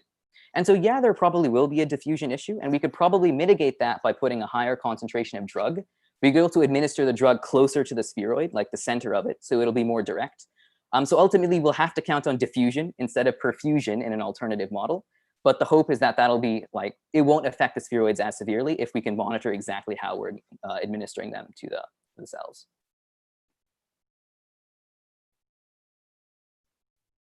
Christoph, this is really interesting work that could have really broad sweeping implications for the health of astronauts. I may have missed this in the beginning, maybe you explained it, but what leads you to to pursue this hypothesis of increased drug metabolism rather than other factors influencing the bioavailability or pharmacokinetics of drugs in space? Yeah, so this is a really broad issue in pharmacokinetics. What factor do we isolate as responsible for differences in drug metabolism? And sure, there are factors like perfusion of the liver and how the pill gets absorbed through the stomach or the small intestine. Those could change as well. But I can make an argument here about why it's most likely to be CYPs that are the factor altered. So the problem we're seeing here isn't specific to one drug. It's broad to a wide range of drugs. It spans decongestants to painkillers to sleep aids. And so if there was a specific receptor or a very small like molecule in a particular pathway in the body affected, we most likely would not be seeing this decrease in effectiveness across so many ranges of medications. Now, it's most likely to be CYPs because they're at the core of liver metabolism. And 88% of drugs that are administered orally on the ISS and have to pass through the liver anyway. So if we're looking for a change in drug metabolism, and the most number of drugs are administered through orally and encounter the liver, and CYPs are at the core of the metabolism of the liver, then if there's a change in the metabolism of the drugs, it's most likely that there's a cause, there's some difference in the workhorses of that metabolism in the body. If I can follow up on the transcriptional regulation of CYPs, you talked about how they are induced above their baseline level, but you also hypothesize that there can be a higher baseline to begin with. Yes. in space. And I was wondering if you can tell us a little bit more about why you hypothesize that and how that would come about. Right. So there were a few elements to my hypothesis about why we might see a higher baseline. The first one was diet. So it's interestingly been shown that the diet of someone can very significantly impact the expression state of the CYPs. We can point to cruciferous vegetables like cauliflower. We could point to charcoal grilled meat. Those are known to actually have an effect on the expression. And for something that's more specific to astronauts, caffeine or coffee, which they drink very often on the space station, can also affect the expression state of CYPs. So because of that altered diet, that could have an effect on how it's expressed. And so beyond diet, I also suggested exercise. Astronauts exercise about 2.5 hours each day in space. And exercise is shown to produce different amounts of interleukins or signaling molecules in the body. And those interleukins are known also to have a very specific impact on how CYPs are expressed. For example, it's been found that CYP2E11, for example, has been increased in the presence of interleukin 6 after skeletal muscle activation during exercise. And because astronauts are exercising so much, that's part of my hypothesis as well. So we can also go on to microgravity, for example. So why microgravity? That's a bit of more of a general factor. Well, we have a lot of studies we could point to that would suggest that microgravity is causing some impact as well. Consider the case where we had mice sent up on 30 biosatellites into lower Earth orbit and were retrieved, and we looked at how their CYP like the protein content of the liver, or the CYP content of the liver upon their return to Earth, and we found that CYP content was increased as well. And so there are limitations with animal models, but there are definitely leads to suggest that there's something going on in space, and that's causing a change in CYP expression. May I ask a super quick follow-up? Yeah, sure. So as an intervention, then you talked about increasing doses, but what else? So what else do you think you could do to mitigate these problems? Yeah, absolutely. So dosing is only one way to cure it. And so dosing includes perhaps how much to administer and how frequently. So we can modulate that just fine. But one thing that's actually, I think, more exciting than just increasing dosing is actually changing formulations of drugs given to astronauts. So suppose we find that some CYP is induced in space, well, then we can add an inhibitor, something like ritonavir, to the drug formulation that we administer, and that'll counteract that induction effect. And so we can probably return drug therapeutic effect to baseline by countering induction with drug formulations as well.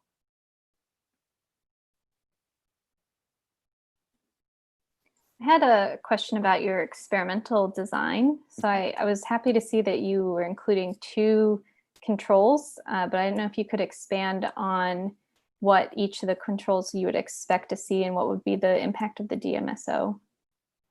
Okay, so the controls we're including then are no treatment and DMSO control. We're including DMSO because it's a standard in the industry used on Earth, and it's recommended by the FDA because the drugs are dissolved in DMSO when they're administered. So to have no drug present at all, we're having DMSO there. The expectation is that DMSO won't change CYP expression. And that brings me to why we have a no treatment control as well. So it's really like strongly expected that DMSO won't change CYP expression, but because we're testing this in such a foreign and hostile environment like space, we thought it would be better to have a no treatment control as well. So if there is any noise observed in the DMSO expression curves, and we don't see that in the no treatment curves, then the possibility is that we can adjust for that in the rest of the experiment and make a conclusion that DMSO is having some altered effect on CYPs in space. And I think this goes back to Mr. Modest's point about the diffusion of the materials you're putting in to the cells. Perhaps DMSO isn't diffusing as well in space. And so that's a factor we can understand by having a no treatment control as well. Christoph, we have a question from Theodosia from New York City. She's asking if the decreases in effectiveness of drugs in astronauts has been measured in some way, or if the effects are just self-reported by the astronauts. Right, so it was really shocking to me coming into this research process that medication use and just pharmacology in space is a severely underdeveloped field. And I wish I could refer back to that chart I had earlier about the reported subjective effectiveness on ISS expeditions 21 through 40, in that there was actually a huge portion in that graph which was just question marks because the efficacy wasn't reported. So not only is there no real quantitative measurement of drug effectiveness in space, it's also that the best we have is just subjective reporting. And even the subjective reporting isn't necessarily complete. So it's a really understudied field, and my hope with this experiment was to bring some attention to it and potentially solve the problems that astronauts are facing. And one final question from Jonathan from Virginia. He's mentioned that you use liver spheroids as a novel way to do this experiment. Is it possible the differences you see might be due to the spheroids forming differently in space, and how would you be able to determine that? Yeah, that's a great and really subtle point, because we did consider the possibility that perhaps microgravity is assisting the formation. It's not actually the physiological stresses of space that are causing the change. So I think the best way to tackle this would be probably to do a simulated microgravity experiment on Earth, where you track spheroid expression either through staining or gene expression studies over the week that they're forming to isolate if it's space, like all the factors in space, or if it's specifically microgravity that could be causing this change. And it's hard to know this in space because you can't like one by one pick out factors, but if we can replicate this experiment on Earth, I think it would provide some greater insight into how spheroid formation may form. And I think it's also worth noting that even that difference is meaningful and it's useful data. because spheroids honestly are a really potential model for future space exploration and drug testing. And so any contribution we can make to understanding how they may be forming differently is a useful one. Great. Well, thank you so much, Christoph. That's time for Q&A. Thanks for joining us. Yeah, thank you so much. And at this point, I'd like to bring in our final finalist. With Ava Hannadel will be joining us. She's also from New York City. She's a student at the Institute for Collaborative Education in Brooklyn. And she developed her proposal with support from her teacher, Sammy Weissman, as well as her mentor, Ana Carla Cepeda-Diaz, who's a current graduate student at Harvard University. Ava, welcome. Take it away. Thank you so much for having me, Dr. Martin. And thank you to the judges and everyone watching at home for tuning into my presentation today. In space, astronauts are exposed to harsh conditions, even within the protected environment of the ISS. My proposed experiment deals with the use of the ecdysone hormone pathway within Drosophila in order to treat the neural damage caused by these harsh conditions. In the famed twin study, for example, researchers found that Scott Kelly showed low performance on cognitive speed and memory tests in comparison with his brother. In fact, short-term radiation exposure has been linked to a drop in memory capacity long-term, as well as a drop in cognitive reasoning capacity. Research done on neural response to radiation exposure has suggested a direct link between this type of damage and disruption in one of the crucial neural processes in the hippocampus, neurogenesis, as well as disruptions in neural proliferation in the brain more globally. A recent experiment done by NASA aboard the ISS on Drosophila brain development found decreased neural proliferation in both larvae and adult flies. They also saw an increase in apoptosis in neural cells. While the effects of radiation on neuronal health are very well documented, this study provided evidence that gravity also plays a large role in neuronal health. All of these factors indicate decreased neurogenesis in space. This presents a severe challenge for astronauts on deep space missions, where they will be in space for extended periods of time. Long-term, decreased neurogenesis and neural proliferation are connected to a high risk of Alzheimer's, epilepsy, Parkinson's, depression, and anxiety. Because radiation will decrease neurogenesis and increase neural damage, astronauts completing long space missions will likely see an increase in the incidence of these degenerative neurological diseases. This will also present a problem for eventual populations living in space. Embryonic neurogenesis is the most crucial period of neurogenesis. Children born in space will be exposed to radiation for this entire period, which has been linked to both an increased incidence of the neurodegenerative diseases I just mentioned, as well as other congenital neurological disorders. I believe that the fly hormone ecdysone is the answer to these worries. Ecdysone is one of the two main developmental hormones in Drosophila and is the analog to the third human thyroid hormone, T3, which has been shown to increase hippocampal neurogenesis and neural proliferation in mice. In Drosophila, ecdysone is responsible for the transition of neural progenitor cells from their early to late stages. Ecdysone is central to the neural proliferation pathway. It is activated after transcription factors CHINMO and IMP. Ecdysone's activation allows for the transition to syncripin broad, which is the third step in the neural proliferation pathway. Finally, E93 is activated, which leads to the successful completion of the neurons from an early to a late stage neuron. Without ecdysone, neurons in Drosophila are not able to fully mature and diversify. These observations and the fact that ecdysone has been successfully used as an oral supplement and T3 is an FDA-approved drug make this pathway a promising drug target. I hypothesize that treating flies with 20-hydroxyecdysone orally will lead to a long-lasting increase in neural proliferation. On the other hand, I predict that the untreated group will see significantly decreased neural proliferation as previously seen aboard the ISS. My ambitious experiment will begin with the generation of flies born aboard the ISS, meaning they will both be gestated and mature in the conditions of space. At birth, the flies will be separated into an experimental group and a control group. The experimental group will be treated with 20-hydroxyecdysone orally, and the control group will be placed in a food medium without ecdysone. Both groups will remain there until pupation, which typically occurs by day 6. At day 6, half of the Drosophila from both groups will be sacrificed for sequencing, and the rest will be transferred into an ecdysone-free medium. They will be kept alive until 45 days after birth, or the average end of an adult fly life. Neither group will be given more 20E throughout their lives, as this will help us see the short versus long-term implications of the treatment. After 45 days, these flies will also be sacrificed for sequencing. A parallel procedure will be carried out on Earth as an additional control. RNA sequencing will give us a snapshot of mRNA expression within each of our fly's brains, enabling us to make comparisons of neuroproliferation across groups. After sacrifice, the brains of the Drosophila will be extracted and neural tissue from each fly will be placed into its own PCR tube.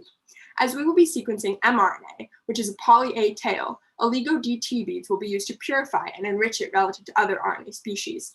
The mini PCR system will be used to prepare the cDNA library, including the attachment of fly-specific barcodes, so that each cDNA segment can be traced back to the mRNA that expressed it within the fly.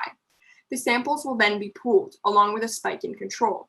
The spike in control will be used to normalize reads after sequencing, to assure more accurate comparisons across runs of the samples and between Earth and space. The samples will then be set up for sequencing in the MinION RNA-seq system aboard the ISS, and the data will be collected for analysis. This experiment will provide us a whole host of data on the inner workings of the brain during development and in adulthood. First, we will be able to assess the viability of this treatment. Treatment of this type of damage using a hormone pathway would open up a route for a possible mammalian treatment and could have important implications in astronauts of the future. So what would the success of this treatment look like? Ideally, markers for neural proliferation on par with what we'd expect to see in a normally developing fruit fly on Earth. For example, we may see comparable activity in the SOX pathway, which has ecdysone-responsive elements. That being said, the data that we get from doing RNA-seq will provide us with a full profile of mRNA within the fly cells. This will be useful for telling us about the success of the treatment, yes, but it will also tell us so much more. Although we believe our treatment will be effective, any other result will also be informative for both our understanding of the neural damage and how to treat it. Using the RNA-seq data, we will be able to further assess what portions of the ecdysone neural proliferation pathway are being harmed in space. This hormone is one step in a pathway, and although increasing it is definitely a viable way to boost proliferation, in the event that this does not work, we will know that some of the damage lies within the pathway itself. This knowledge has the ability to focus our study of space-associated neural damage even further and expand our understanding of this crucial topic. Finally, we will also be able to identify, based on the RNA-seq data, exactly which types of neurons are or are not maturing properly. This will allow us to pinpoint space-associated damage at a molecular level and assess the effects of our treatment on neural proliferation pathways that are not under the direct control of ecdysone. In order to ensure all protocols are working effectively within the conditions of space, we will also conduct the freeze and fly experiment.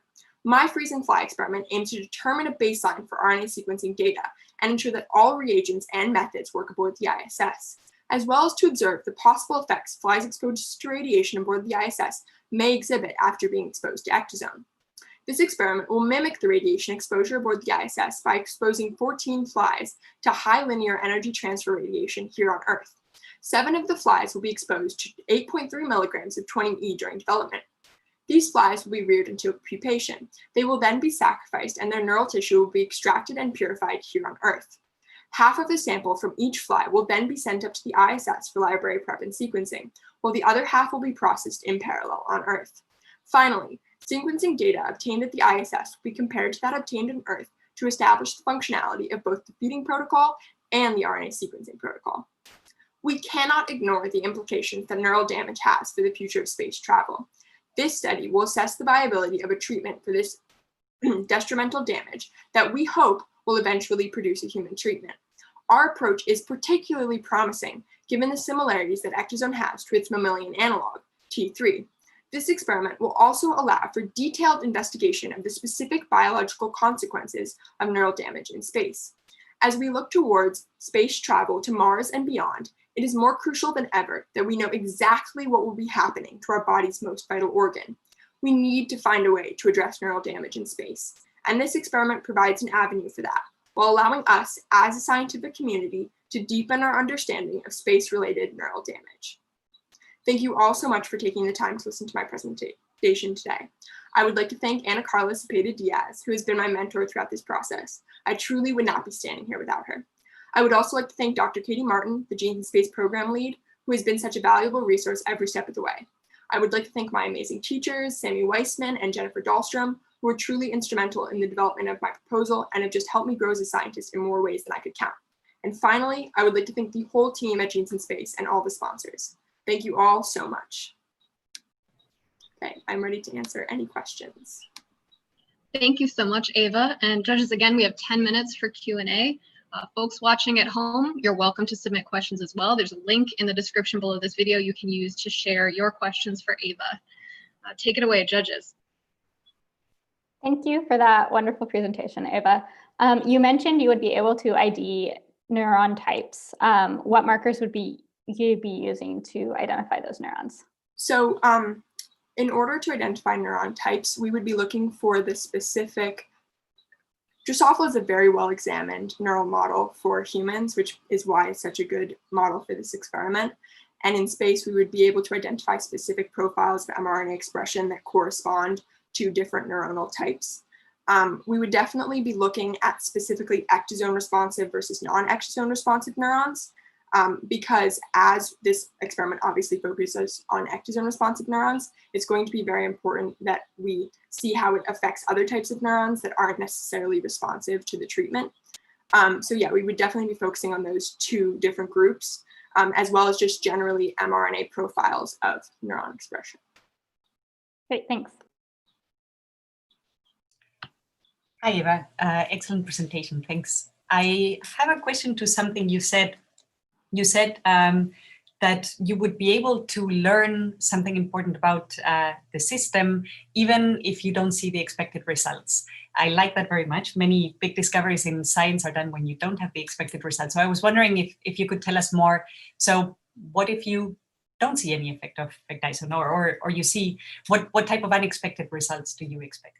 That is a very good question. I think one of the things that's so great about my experiment is that we have these earth controls, right? So there's a couple of different unexpected results we may see. First, we may see response to ecdysone in the freeze and fly experiment under only the conditions of radiation, but not response in the ambitious experiment. This would tell us that in some way microgravity is affecting the pathway such that it isn't able to proliferate. And that would really pinpoint for us exactly why neuroproliferation is decreasing in space. Another possible unexpected result that we may see is that although we see proliferation in ecdysone responsive elements, short term, we don't see them in the long term in the fruit flies. And this would show us that this is a treatment that needs to be repeated continuously, and that a short boost of neuroproliferation at the beginning of life isn't sufficient to rescue the damage that we see in adult flies. So I think both of those results would be very significant for our understanding. We also just may see that ecdysone is not effective in response to radiation damage on Earth or in space. And this would tell us that radiation is in some way damaging that ecdysone pathway specifically, which again would be very informative for our understanding of why neuroproliferation is decreasing so significantly in space.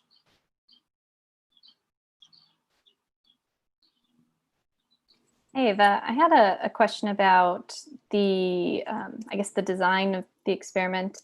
I really like the idea that you're going to focus on the younger aged of the Drosophila, and I'm not familiar with Drosophila's life cycles. So how do you anticipate like getting the newborns and then like separating them away from the parents in spaceflight? That's a really good question. So because Drosophila is such a well-examined organism, we know that about 36 hours after a new Drosophila colony is established, we begin to see eggs in the medium. So after that period, the medium would be taken out and we could sift it and also just pick the eggs out individually. You can see them, they're just little eggs. And those would be placed into a new media that would then be either the ecdysone group or the control group. So those eggs would be split in half. And I think that, yeah, it's definitely interesting to look specifically at the beginning of life. And I think that's really key to my experimental design. So. Hey, Ava, you mentioned that you would be administering the ecdysone orally. Were there any alternatives to administration, and would that translate directly to the administration of the human analog? Yeah, so in the mice experiment, which I mentioned, they looked at intraperitoneal injections of T3. That being said, T3 is also, well, the actual way that it's used as a human medication is the precursor is used, which is able to cross the blood-brain barrier, and that is then converted into T3 in the brain. So the reason that I chose oral administration for the flies is, one, it is very difficult to inject something into a fly brain cavity. Drosophila are very small, so that is a very difficult method of administration. It has also been shown to be effective to create a response within the Drosophila body and brain. And given that that would be the way that humans would be receiving it in space, theoretically, I thought that was the best approach. Hi, Ava. Just building on that point about linking your model system back to human implications and benefits that we may all get from this experiment. What processes in adult mammalian neurogenesis do you think your model recapitulates most faithfully? So that's a great question. Within the hippocampus, there's this really important protein that's expressed called relin, as well as this other protein that's called brain-derived neurotropic factor. So what T3 actually does is it boosts the production of that protein in the brain, which allows for increased neurogenesis within the hippocampus and increased cortical organization of the hippocampus. So both of those factors are really, really key to cognition, as well as to the pathogenesis of some of the diseases I described, as a lot of those begin in the hippocampus, specifically Alzheimer's. Ava, building on your answer to Josh's question, we have a question from Chase in Los Angeles. He's pointed out, as I think you did in your answer to Josh, that flies are tiny and can be difficult to work with. How easy would it be for an astronaut to remove the brain of a fruit fly on the ISS? So that is actually a really good question. Because of the nature of fruit flies, you can actually just grind them up, and then you're able to, well, you separate the head, which might be potentially a little difficult. That being said, fruit flies have been studied on the ISS, and neuroproliferation of fruit flies has been studied on the ISS in the experiment I talked about at the beginning of my presentation. So you'd separate the head of the Drosophila, and then you're able to grind it up and then purify that mRNA using the oligo-DT beads, as I discussed. So although this definitely could present some challenges to astronauts, I think they'll definitely be up to the task, and it's also been done before in the study I described. So. Great. Judges, we have about 3 more minutes, so if you have any additional questions, feel free to jump in. I have one other submitted from Jane in Vancouver. She has asked about your focus on neurogenesis in the brain. She's asked if there are other areas of the adult nervous system that experience neurogenesis, and if so, how might drug therapies that influence neurogenesis affect those processes? That is a really good question. So within the adult brain, there are 3 main areas that have been identified as being responsible for what we call adult neurogenesis: the olfactory bulb, the hippocampus, and the amygdala. So within that, the olfactory bulb, we shouldn't really expect a response from the olfactory bulb. That's a slightly different kind of neuron. So when we're using this treatment, we won't really see a response there. Neurogenesis is very consistent in the olfactory bulb, and it's responsible for different processes. As far as the amygdala goes, I think that would definitely be a very interesting thing to explore. I didn't focus on that within my presentation because it is not as well known what purpose that serves within like the larger function of a human being, whereas hippocampal neurogenesis is known to play a big role in cognition, as well as in the diseases that I described. But I think it could definitely be very potentially interesting, especially because in an astronaut, you're expecting higher activation of neurons within an amygdala because they're exposed to so many scary situations. So I think that's a really fantastic question. And I think it would definitely be a really good thing to explore with this type of experimentation. Ava, I have one more question. Have there been any studies describing changes seen in the hippocampus of astronauts? I know they've done several like MRI studies and they've seen many different changes, but it is specifically in the hippocampus. That is a really good question, and I personally don't know. I mostly focused, as far as the human astronauts went, on the cognition side of things as opposed to the hippocampal side of things. That being said, I know we've seen a lot of changes in the brains of brain cancer patients within the hippocampus as far as neurogenesis goes after exposure to radiation for cancer treatment. So I would expect that we would see the same type of changes in response, if not even more severe, due to the microgravity, the induction of microgravity in the brains of astronauts. Great, thanks. All right, and that concludes our time for Q&A. Thank you so much, Ava, for joining us today. And that actually concludes our 2020 finalist presentations. I would like to begin our the next part of our program by thanking our judges. Thank you so much for giving your expertise to us today. You do not have an easy decision ahead of you. I don't envy you for having to make it, but thank you so much for taking the time to make such a serious decision. Tomorrow, we'll be announcing the results of the judges' deliberation and sharing who has won Genes in Space 2020. Please join us back here on YouTube at 1 p.m. Eastern to see that exciting announcement when it happens live. But I'd like to conclude our program today by recognizing our finalists. I think if you're like me, you were blown away by what you saw today. And I speak for the whole Genes in Space team when I say we would be delighted and honored to launch any of those 5 experiments to space.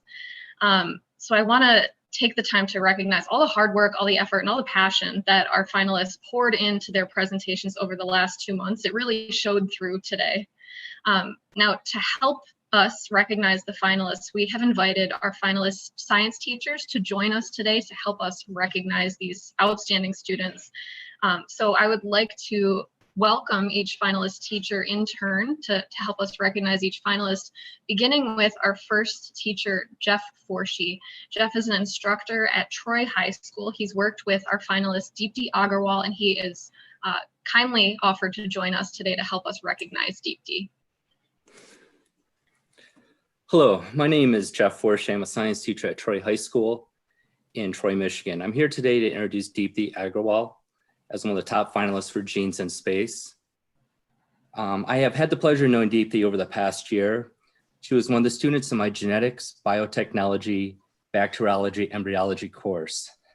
Throughout the year, Deepti has proven herself to be a remarkable young woman, one of the most outstanding freshman students I've taken this advanced science course in my many years of teaching. Deepti is one of the best and brightest at Troy High School. Her kind heart and love for biology has been a joy to be around. Deepti consistently challenged herself during the year. She often spent time before and after class to develop her lab skills and understanding of the sciences. Deepti's hard work and passion for learning are truly commendable. From genetics, biotechnology, microbiology, Deepti utilized her skill set from various parts of biology to identify mutation in yeast, discover biochemical pathways, and showed true patience when isolating DNA from electrophoresis gels. Deepti's love for science, the sciences, and desire to learn has been a great model for other students to follow. I would like to thank Genes in Space panel and organizers for their amazing work on this project and for giving students the opportunity to participate in this scientific adventure. Congratulations, Deepti, on being a finalist for Genes in Space. We at Troy High School are so proud of you and your amazing work on this project. Go Colts. Thank you so much, Mr. Forshee. Thank you, Jeff, and congratulations, Deepti. Great work today. For our next teacher, I'd like to bring in Jenna Lynn Honeycutt. Ms. Honeycutt works with Tamara Gruslova. She's the current teacher at Basis San Antonio Shivano. She's joining us today to help us recognize Tamara. Welcome, Jenna Lynn. Oh, Jenna Lynn. Sorry, it's Yeah, me, guys. Sorry. Hi, everybody. Surprise, Tamara, I miss you. My name is Jenna Lynn Honeycutt, and I'm the proud mentor of the young Miss Gruslova. I am also a faculty member at Basis Chavano, which is located in San Antonio, Texas, where I am a subject expert teacher in AP Biology and Public Health. It was actually Genes in Space that brought Tamara and I together before she was ever officially a student in my class. As a sophomore, she came in to discuss her first ever submission idea, and she blew me away even then. As a budding young scientist, she possessed a focus and raw talent for stringing subjects that were super complex together that few students her age are even capable of. Honestly, I felt like I was talking to my fellow grad students all over again. Despite not qualifying her first year, however, she was clearly undeterred because before submissions even opened again this last year, she was back in my classroom all over again. This time, though, she didn't have just one idea to discuss. She actually had 4. So we worked to narrow and focus down to that best topic, even though it was very difficult because they were all so good. But once we did, she was quickly off seeking the help from subject experts at our local universities, gaining access to journal articles and the latest cutting-edge information. So if I had to choose one word to describe Ms. Tamara, it would be that she's a force. She may be a quiet force at times, but when she puts her mind to something she is passionate about, I am certain that we are all going to wind up benefiting from it. This is a young woman who is destined to make a difference in this world, or with the help of Genes in Space, maybe even out of this world. So remember, you have so many staff, teachers, students, and parents in our BASIS community that are rooting for you, kiddo. Congratulations, Tamara. We're proud of you.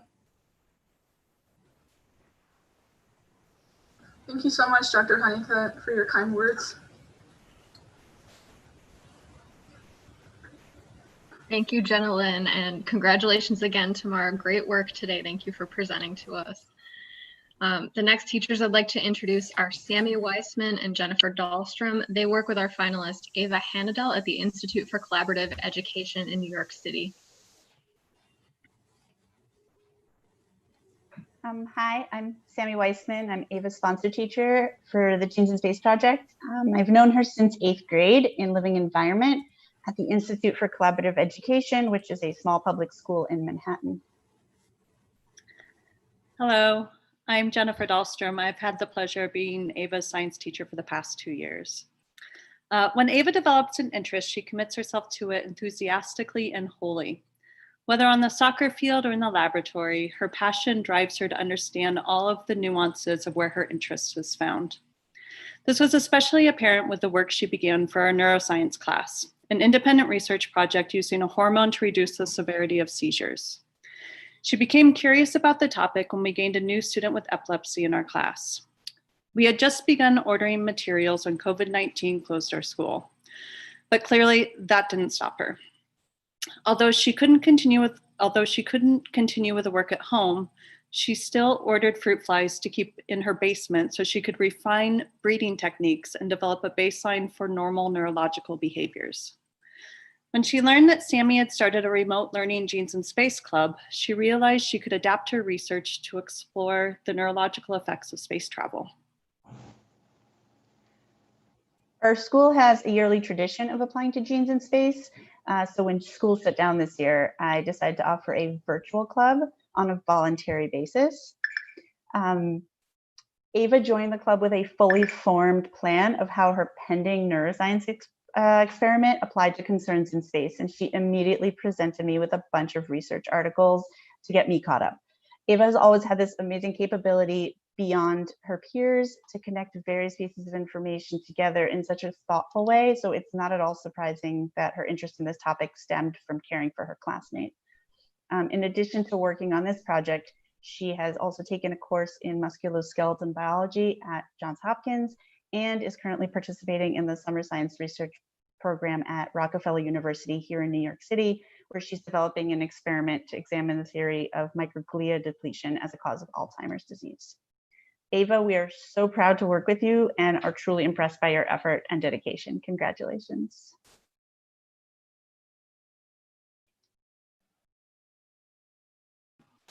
Thank you so much, Sammy and JD. I appreciate you so much.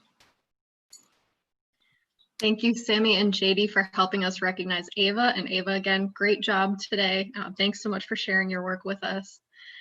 Next, I'd like to welcome Jessica Quenzer.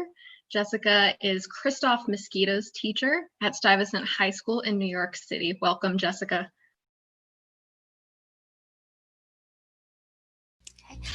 Hi, I'm Jessica Quenzer, a biology teacher at Stuyvesant High School in Manhattan. I learned about the Genes in Space competition through Math for America, with whom I am a Master Teacher Fellow. I have mentored students in Genes in Space for the past 5 years. Christoph approached me when he was a freshman, expressing his interest in the 2018 competition. That year, he entered and was awarded honorable mention. I was impressed with Christoph's inquisitiveness, thoughtfulness, initiative, independence, and his ability to follow through. He met with me during his free time to discuss ideas he formulated while researching multiple topics. He carefully read journal articles for inspiration and scope. He was very well spoken and articulate, which reflected in his questioning and drafting. He also attended Genes and Space information sessions on Facebook. I watched Christoph mature as a scientist as he further developed his thinking, techniques, and collaboration by participating in the Urban Barcode Research Program, the Junior STEM Academy, and the Beaver Institute at MIT. Through these, he has shown me that he can take constructive criticism very well and can determine which advice to follow. He has handled disappointment with grace and optimism. When he did not rank in the 2019 Genes and Space competition, he tried again this year.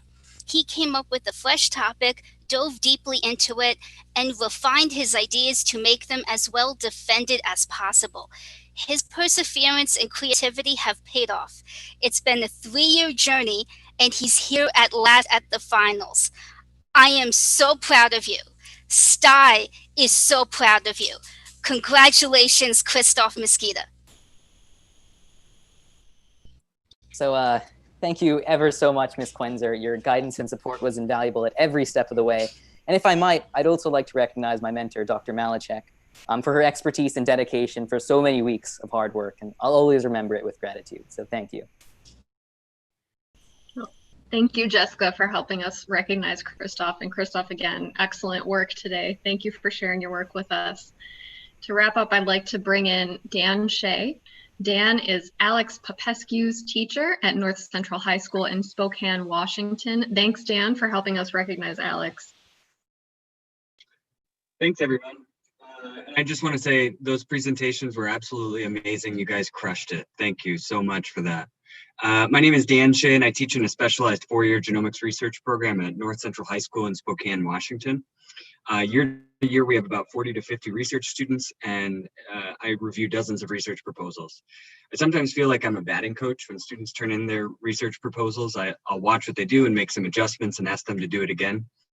And first-time research students are kind of like first-time batters, where their initial proposals have a range of success. Some are grounders, some are line drives, and some are just strikes.